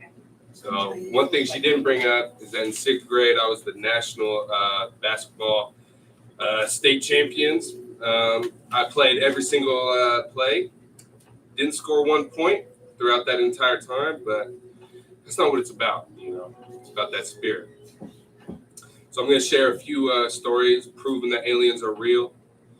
And a big issue for me about when people try and prove to me that aliens are real is it's about credibility, you know. Most of the time when somebody tells me about an alien encounter, it's usually like, you know, your Uncle Rick, and he probably like had a little too much to drink. He got lost in the woods, and that's what. And I'm not discrediting that, you know. That's important, and I'm not saying he's lying. All I'm saying is, you know, it's a little harder for me to believe, you know. I didn't have Ruth Bader Ginsburg telling me the same thing as Uncle Rick. So the reason why I think you guys should trust me probably because of my haircut. Yes. The mullet's one of those haircuts. I mean, come on. Listen, when I'm not, the reason why the mullet's the best haircut, for one, half the time you don't even know if I'm a man or a woman. If I got a big coat on, you know, there's nothing you can particularly point at me and tell me to do. And that really comes out at work where, you know, most of the time I'm a carpenter, you know, so a lot of things are precise. And people, there'll be a team of people working and sometimes something needs to get done. And I guarantee you 100% of the time, the thing to get done is not me that they point at. Because, you know, the mullet just doesn't really look like maybe you got anything 100%, but you got everything 60%. And you look like a great hockey player. Exactly. See, this is what I'm talking about. Name one other haircut someone would say you're a great hockey player. What an abstract compliment, bro. You know? But when something needs to get done, nobody's looking at the guy with the mullet. So if you're looking to get less done at work, maybe skate by a little bit easier, think about a mullet. I'm gonna break us in today, get a little bit easy at first. When I was a kid, I grew up on Dale Ridge. You know, I'm not like saying I'm here from extreme poverty. You know, my dad's right there. I'm sure he would be upset if I didn't say we was very middle class. You know, right there in the middle, baby. We were doing great. But I spent all my time at the skate park, and what I really like to do is freestyle with my friends. We like to rap, you know. But the issue with freestyling is you don't always have a beat that, you know, is going. And when I grew up, not everybody had phones, you know. We didn't have a speaker for sure that we could play. So what we relied on is somebody to play beats like through their mouth, like to just straight beatbox. And if you're a sober child, you're not beatboxing a lot. I promise you. You could say you're into beatboxing, but you're not going to be doing it all the time. What I will tell you is the crackhead Chet, oh, he loved to beatbox. And he was like a jukebox because at some point he realized he could probably get some money out of this. Like, we needed a beat so often, and he was there all the time that he was like, if you give me $1, I'll beatbox. And Chet's big selling point was that everybody should smoke meth, because if you smoke meth, you can stay up for 2 weeks straight and make money throughout that whole 2 weeks. As opposed to, you know, you got to sleep every night, and that's just both. And my counterpoint to that was, Chet, then why don't you have any money? He was always like, well, because I spent it on meth. And, you know, that's a tough fucking cycle. You know, I don't know if that's helping anything. But Chet always told me that Men in Black was real. And he always told me that he was one of the aliens from Men in Black. But that the Men in Black didn't exist. It was just the aliens. And that always kind of confused me because that's literally the whole point of Men in Black, was literally like the Men in Black. Like, the aliens wasn't really a groundbreaking point for him.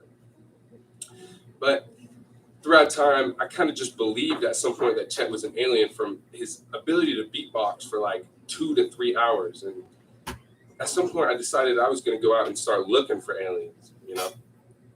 After about 2-3 years, I realized I don't think aliens are going to come to me sober. And so at some point, I had ended up going to my friend's birthday party. And I was thinking, I think the way that I'm going to meet aliens is probably through dimethyltryptamine. And if you don't know what DMT is, it's like the strongest naturally forming hallucinogen in the human mind.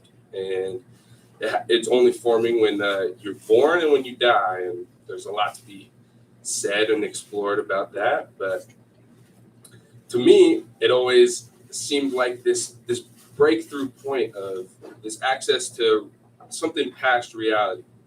So one night I got bold enough to try it with my friend. And, you know, it's kind of funny to try and convince people that you really saw aliens when you're like, the only time I really saw aliens was when I was tripping on the strongest hallucinogen known to man. But you know what? I'm telling you right now, I'm convinced throughout that experience. So, I mean, we were sitting on my friend's back porch, and you're supposed to hold it in, and you're supposed to count down from 10. And while I started counting down from 10 after I smoked it, I inhaled it, I sat there and I thought, man, this was a waste of money when I said 10. And then I thought 9. And then I thought 8. And then once I got to 7, I forgot what I was doing. I forgot what I was counting down for. I'm like, why am I just saying numbers in my head? And that's when it hit me.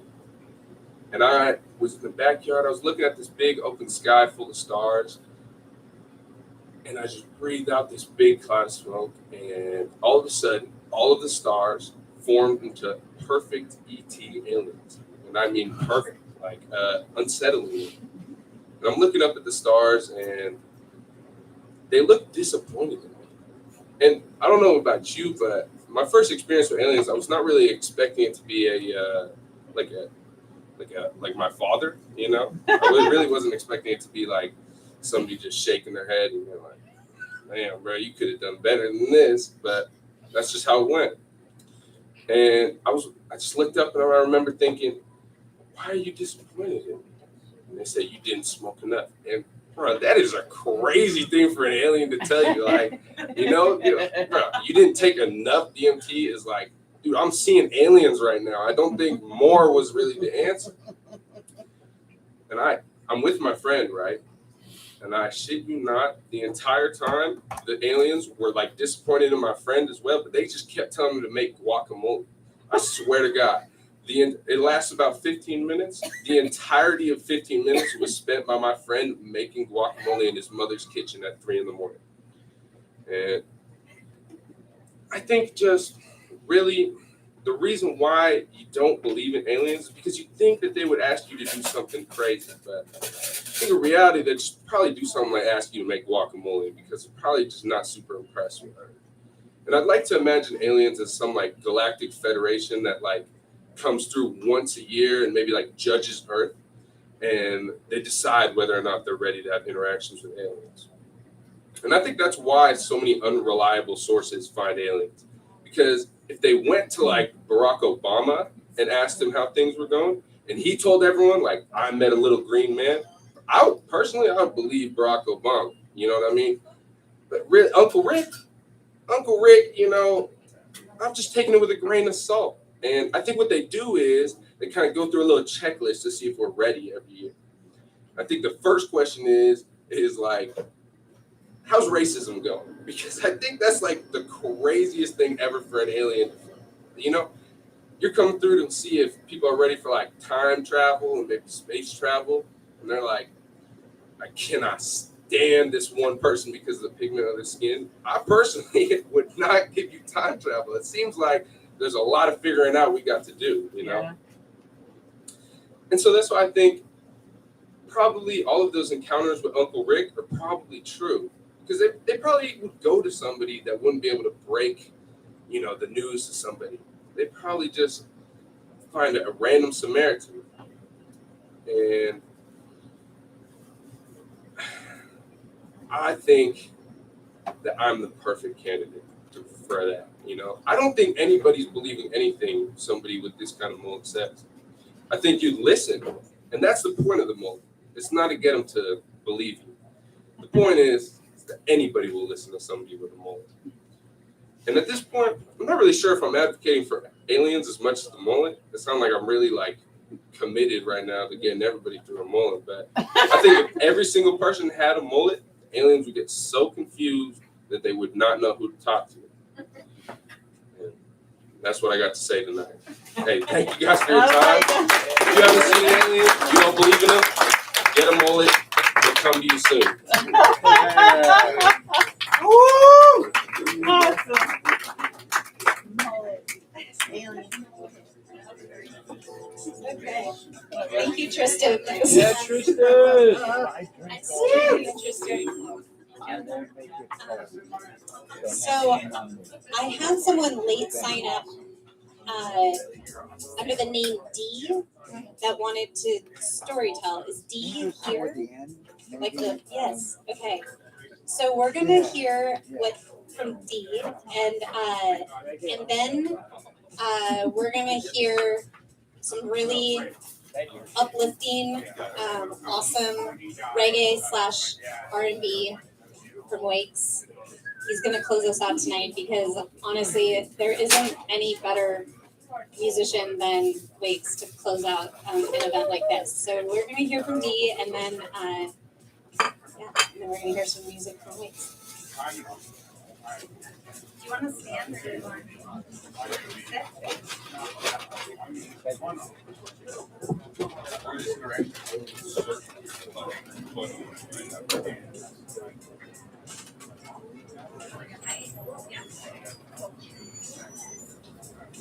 Good evening, everybody.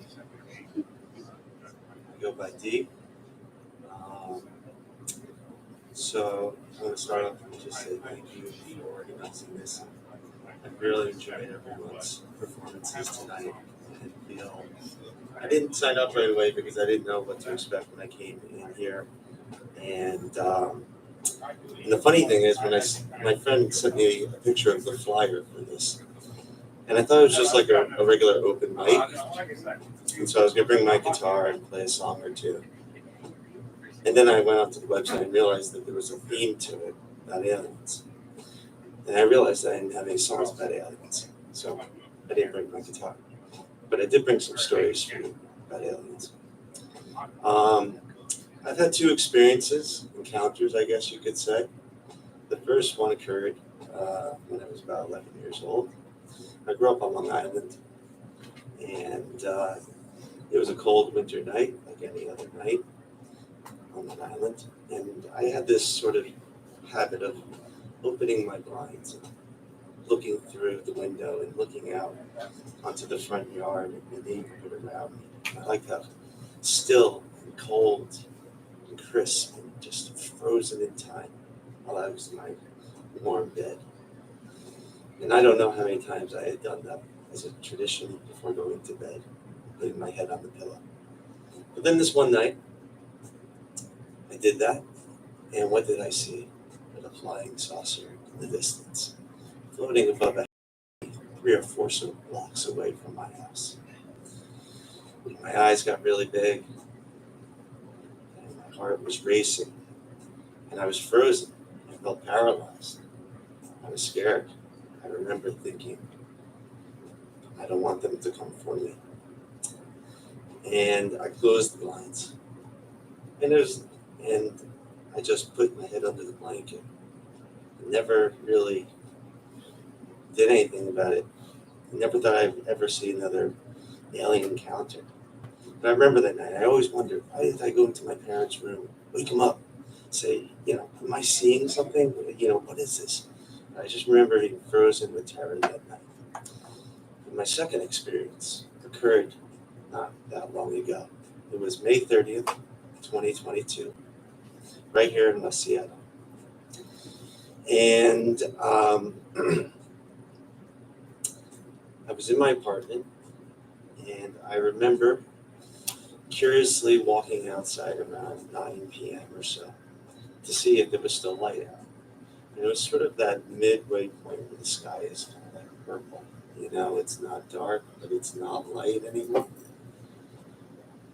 And as I walked out, I don't know what brought my attention. I looked up.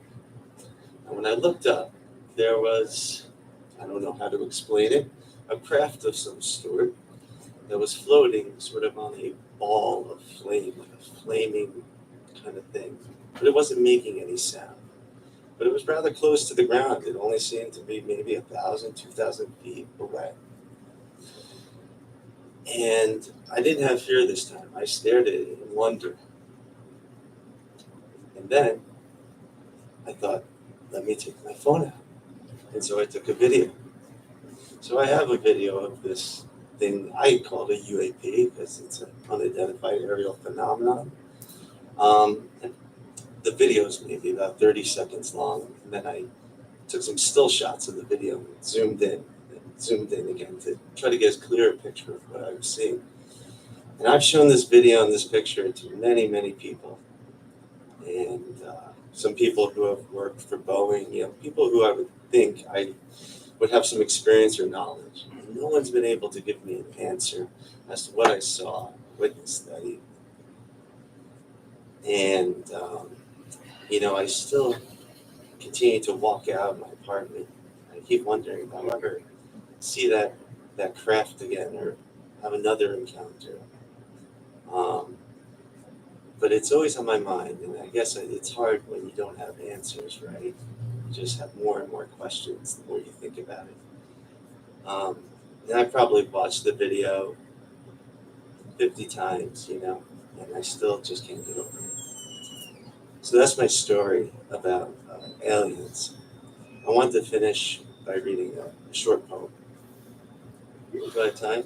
Yeah.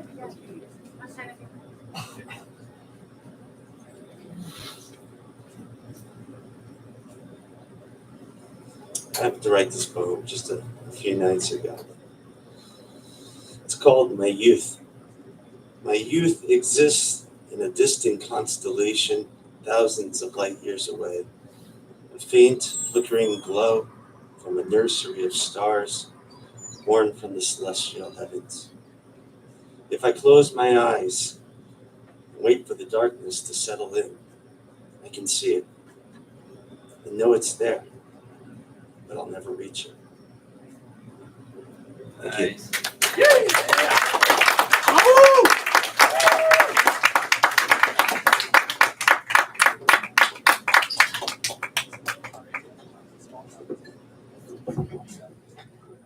Thank you, Dee. I actually I interview people a lot of times. I have a podcast and I interview people who have close encounters and see things. And just this morning I woke up to a text, and I guess there was someone in West Seattle that saw a live ship last night in West Seattle. So thought that was it's always fun to wake up and I know that I've seen come out of the Puget Sound. I didn't see it in the air. What's the name of your? Oh, it's called Virtual Campfire. Thank you. It's on Spotify and Apple, and so if anyone wants to talk about their stories on my podcast, I'm open to that because I love doing it. It's really fun. I've had Eric on it before. Eric Nachtrieb that told us the story about Carl Sagan. And all right, so Wakes he's setting up. I'm just kind of filling the time. Does anyone have any like questions or anything? I don't know. This is a new thing that we're doing, so I just want to make sure. Yeah. Date this gentleman here. Did you have something? Yeah. Oh, well, maybe I should just do it at the end. Okay, I think we need some time to set up. Do you want to do it now? Okay. Yes. Yeah, okay. You can sit down and jump in. Yeah, okay. Here, you go. Oh, wait. You need your paper. Has anybody seen this? Beyond UFOs. I came with, a prop. It's Beyond UFOs. It's interesting. But that's only partly why I came. Real quick, I'm going to try and keep this. I'll stand up. I'm going to keep this. I came because, first of all, thank you to Amber for that. And I'm amazed by this group here. I had no idea. I was expecting maybe a dozen people, so I had no idea that this was there was going to be so many people here. I wanted to talk with Amber about an idea that I've had, and I guess is this better? So that's why I came, so to interest people in an idea that I had, and also I'm interested in, the phenomena. I wanted to ask Eric next time, maybe have a little question and answer thing, because you brought up some things that were very interesting. The entire concept of technology as being the way, which seems to be contradicted by the very thing you said about we made that effort in '72 and it's gone nowhere. So, that is something that I would like to talk about at a different time. But real quick, what I wanted to do is something called the Penny University. What I understand, real quick now, what I understand is that England got coffee before they got tea, which surprised me. And it was because they were expanding into the Atlantic and they were taking over from Portugal, etc. So these, in the 1600s, coffee houses sprang up in England. And something else occurred during that time. It was a time of intellectual foment, a time of Shakespeare, a time of Cromwell and revolution. And something occurred in the coffee houses called the Penny University. People, because they just got coffee, and like everybody else who first tastes that is like, wow, this stuff's pretty good. So it was called the Penny University because people would come into the coffee house, they would put a penny in an old hat. You know, a British penny back then was about the size of this, and it probably had about $10 worth of copper.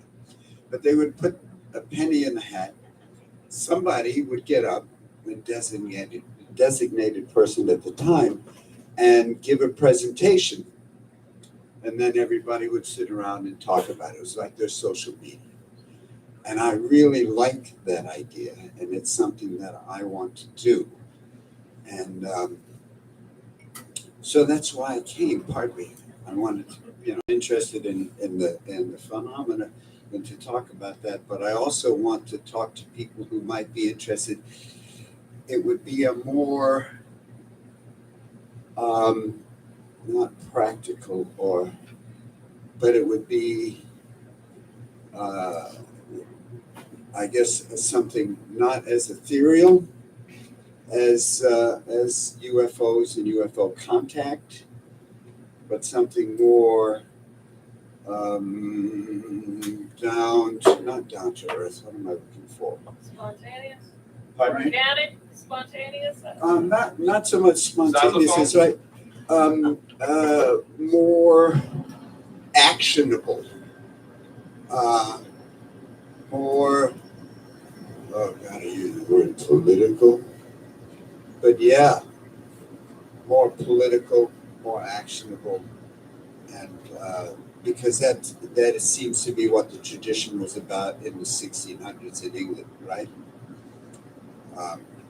So that's why I came, and nice meeting you all. And if anybody wants to talk to me, and I don't want to take over anything. I just want to maybe it's a different approach to a group, and so yeah, that's why I'm here. I thank Amber and thank you all again. And come to me if you're interested. I have a card, so I'll talk to you either now or afterwards. Thanks, and thank you. Here, is there a chance I could tell a story?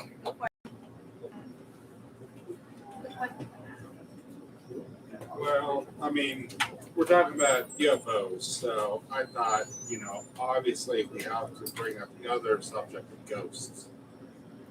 Now, I'm very skeptical on that stuff. However, so my dad's buddy John, first off, they became good friends. My dad was walking Bo, and John was walking Tugger, and they're best friends now, and so Dad and John are friends. Anywho, John was with a friend years ago at a hotel in Key West. Oh, in Key West. They were at a hotel in Key West, and anywho, what they were in the hallway, and there was this couple that was in front of them that walked right through the elevator doors, and they both looked at each other like, what's up? And John doesn't believe in ghosts. Like, what's up with that? And they pushed the button, and it opened right away. But it was like, what was that? Like, there was something going on there. So yeah, I just wanted to tell a fun ghost story.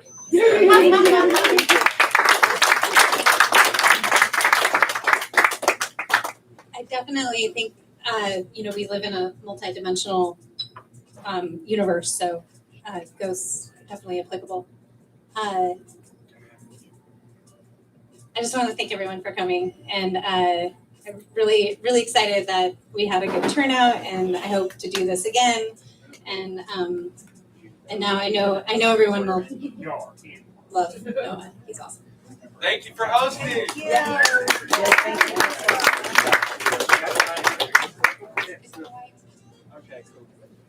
Hey guys, how are you? Good, how are you? My name is Wakes. I'm an artist here in Seattle. I do shows and stuff. I'm happy you're here with me. Thank you. Woo!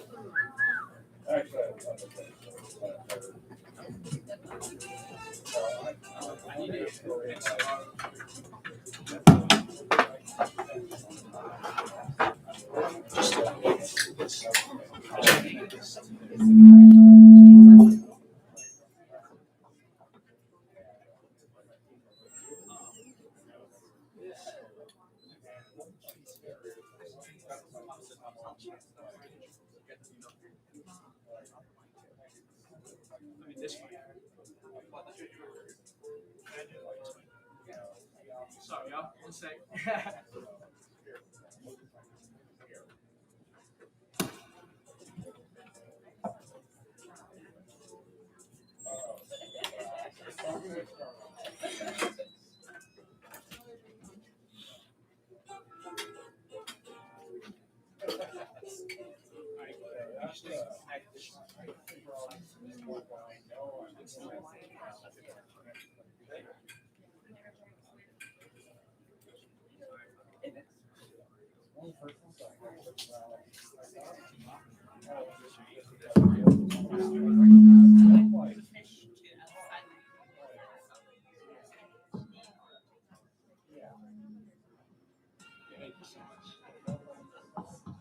All right, y'all.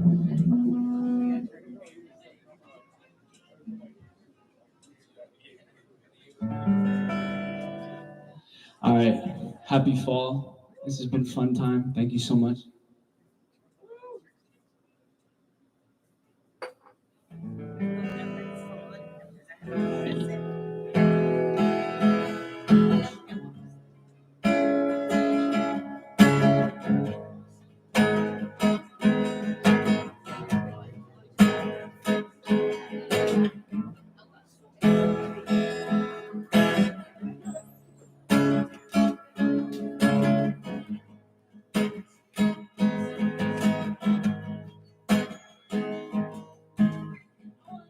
Just when I had you out of my head, your voice comes crashing wildly through my quiet bed. You say you wanna try again, but I've tried everything but giving in.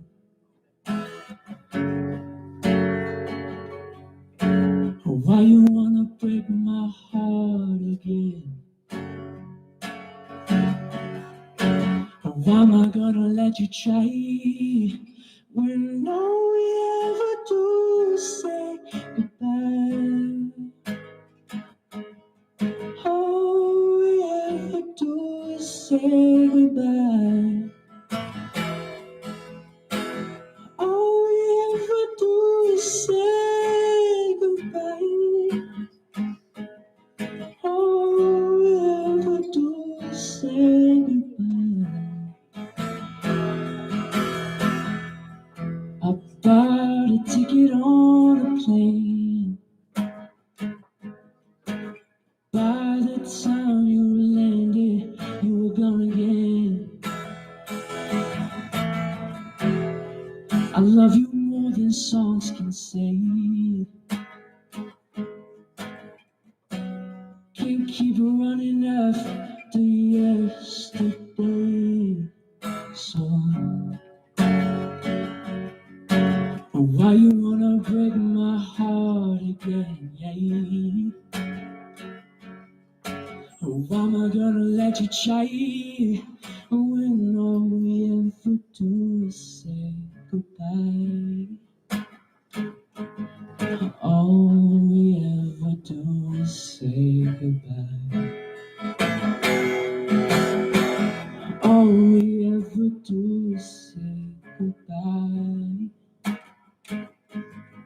All we ever do is say goodbye.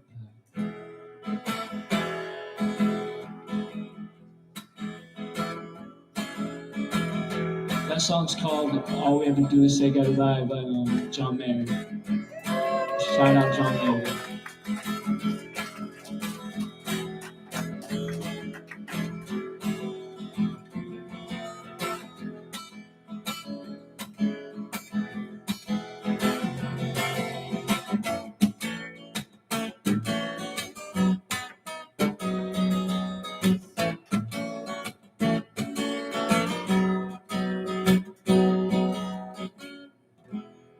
Thank you.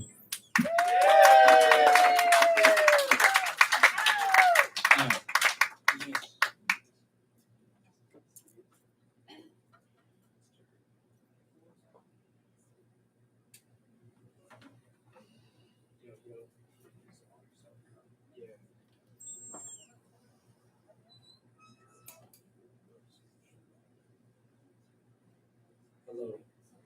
All right, y'all.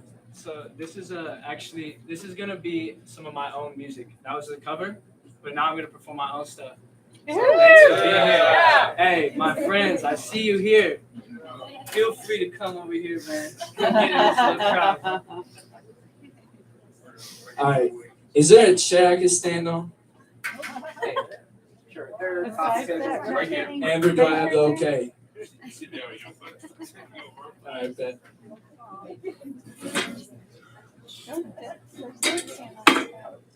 Why not? Let's do it. So my music's a little bit upbeat, so feel free to move a little bit.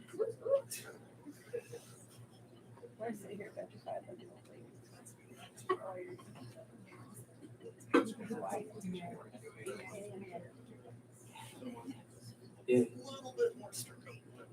Hey, There we you go. are an innovator. Yeah, there it Thank you for not letting him stand on a moving stool.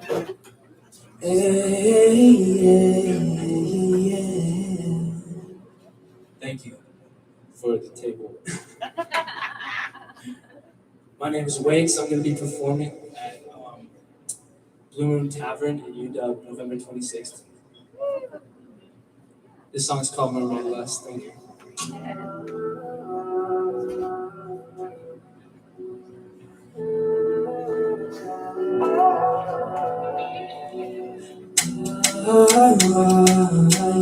Yeah. Shout out to Alien. Hi, Alien. Let's hear it. Yeah, well, there's some things I can learn from you. By the way that you move on the seashore, riding me like a wave do. Girl, can I please get some more? Hey, smoke out the clouds in the sky, puffing on the weed while we driving. She's saying I'm a handsome guy, look at you look how without shining. Girl, you looking so fire, the sun shining. Girl, you looking so fire without even trying. You ain't even gotta try.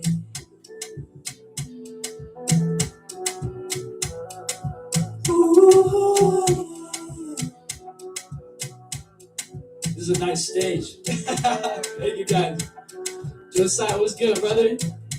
Mermaid, oh why must you sleep?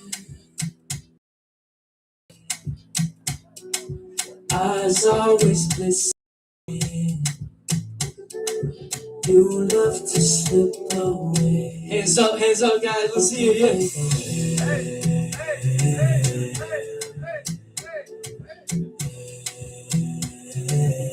She get the mermaid love.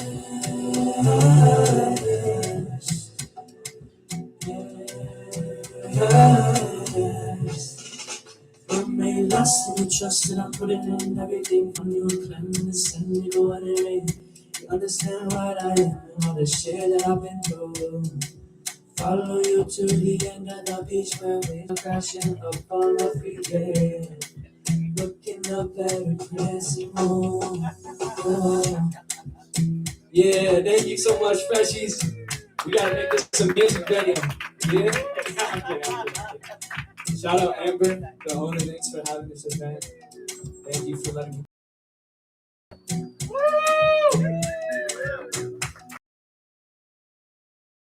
Thank you.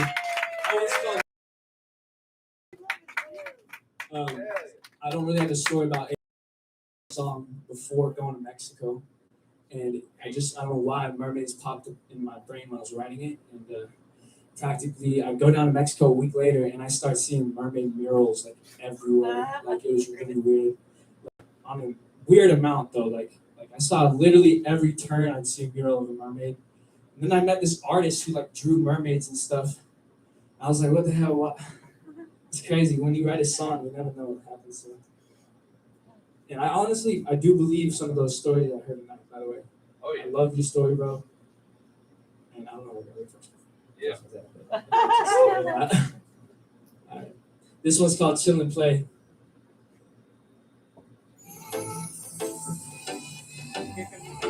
Feel free to dance a little bit. It's Friday night, yo. Happy Friday.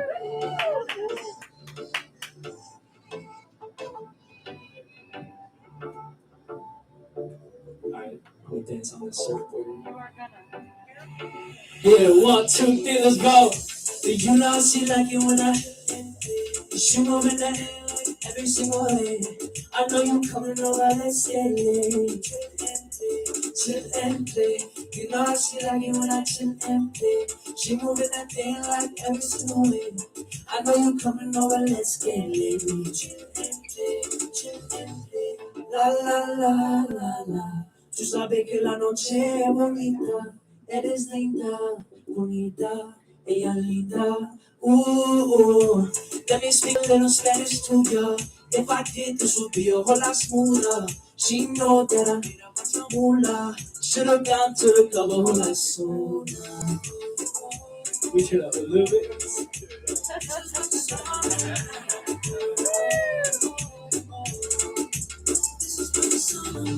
She don't mess with rappers, she like singer. And she liking the way that I treat her. Fill me up, she reaching, she teasing, and I be singing. You know she like it when I chill and she moving that, whoa, you guys got moves. Hey, let's go, I'm feeling it, bro. Chill and play, you know she like it when I chill and play, yeah. I know you coming over, let's get lit. How funny would it be if I found out? To play games, you got the fire. My name is Grace, let's get a little higher. You like to play games, you got the fire. My name is Grace, let's get a little higher. Look, I know you need a strong contender. For you, I will make time and agenda. How are we building all of this tension? I'm so tender that I can't even remember.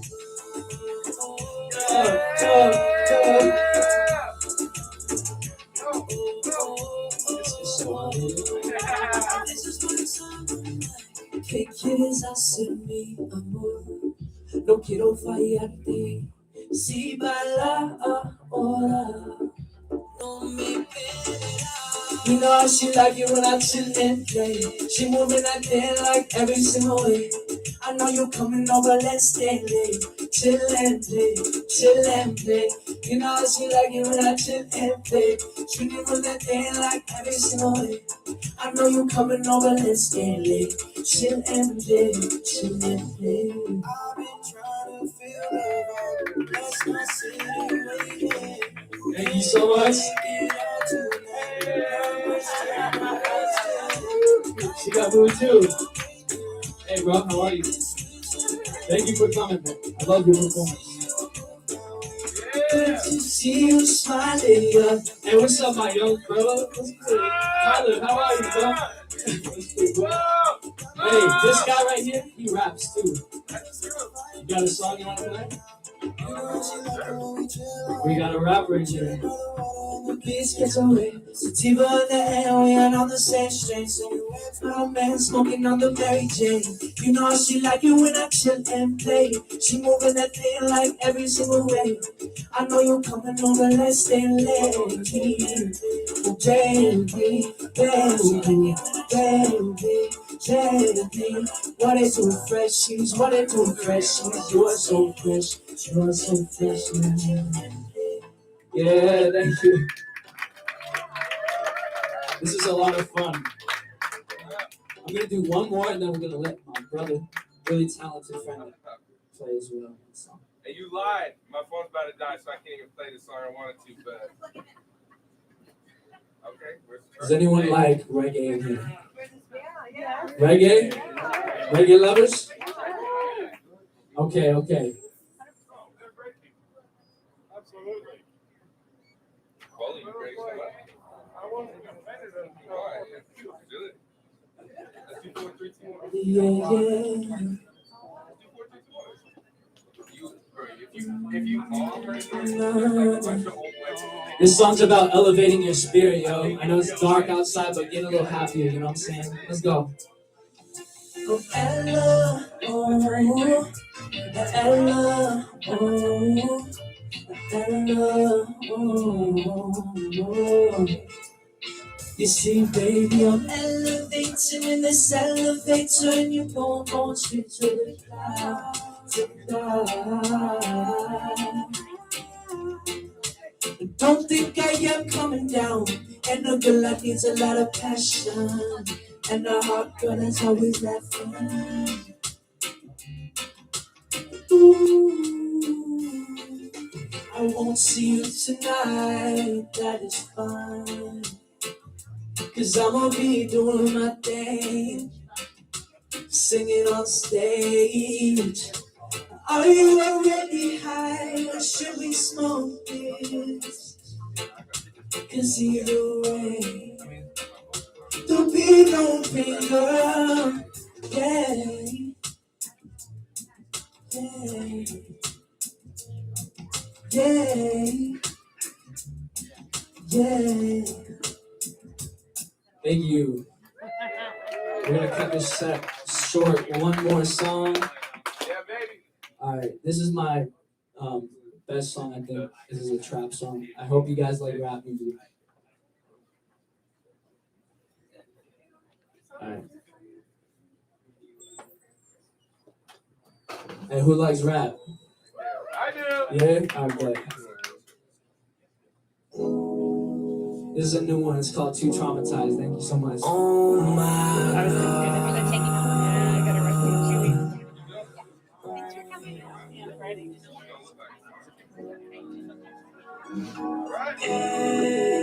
Let's go, hey. 1, 2, 3, go. Just cut to the side like a whip. She want a relationship. Sorry, girl, I got it. Thought you already did this. Running to the back, never coming back. Chasing that guapo, like a chocolate, yeah. I used to think about women. Now all I want is the money. Crazy to think they left at me. They always outside to get me. Get me. Get me. Just in that row, counting all the guapo. She think I'm mafioso. My pockets gon' overflow. I am too traumatized, even though you caught my eye. I am too traumatized, gotta get you out of my mind. Skip to the side like a wheel. She want a relationship. Sorry, girl, I gotta deal. You already know this. Can't you see it in my eye? Can't you see it in my eye? In my eye, right now. If you want to come a little closer, there will be no motion. When you look into my view, it is so empty. When I gave you that attention, you took it like just a habit. You left me alone out here dancing, yeah. Now we're going up to the top, distractions away. Yeah, now we're going up, now we're going up. Hey, now we're going up. Big bands, tell her we can do something. Rockin', gripping on my toe. Shawty bad, till I pull up in the movie. Shawty bad, but I know she disapprove me. Pull up and I'm swerving in the space. You ain't talking money, I can save you. Shawty says she wanna pull up on me. Welcome in the door. Shawty bad, I got everything she wanted. In the jet, fly with me, the tropics. Where you wanna go, you know I got it. Big bands, put it in my pocket. I used to think about women. Now all I want is a money. Crazy to think they left at me. They're always outside of me.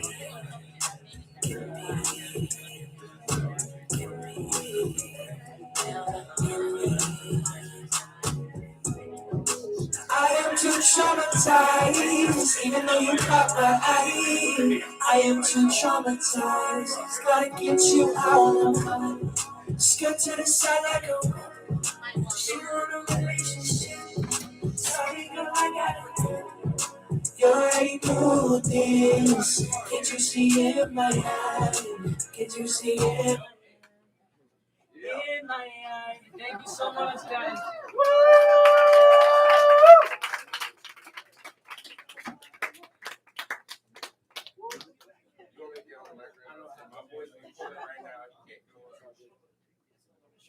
Let's go there. Yeah, let's do it.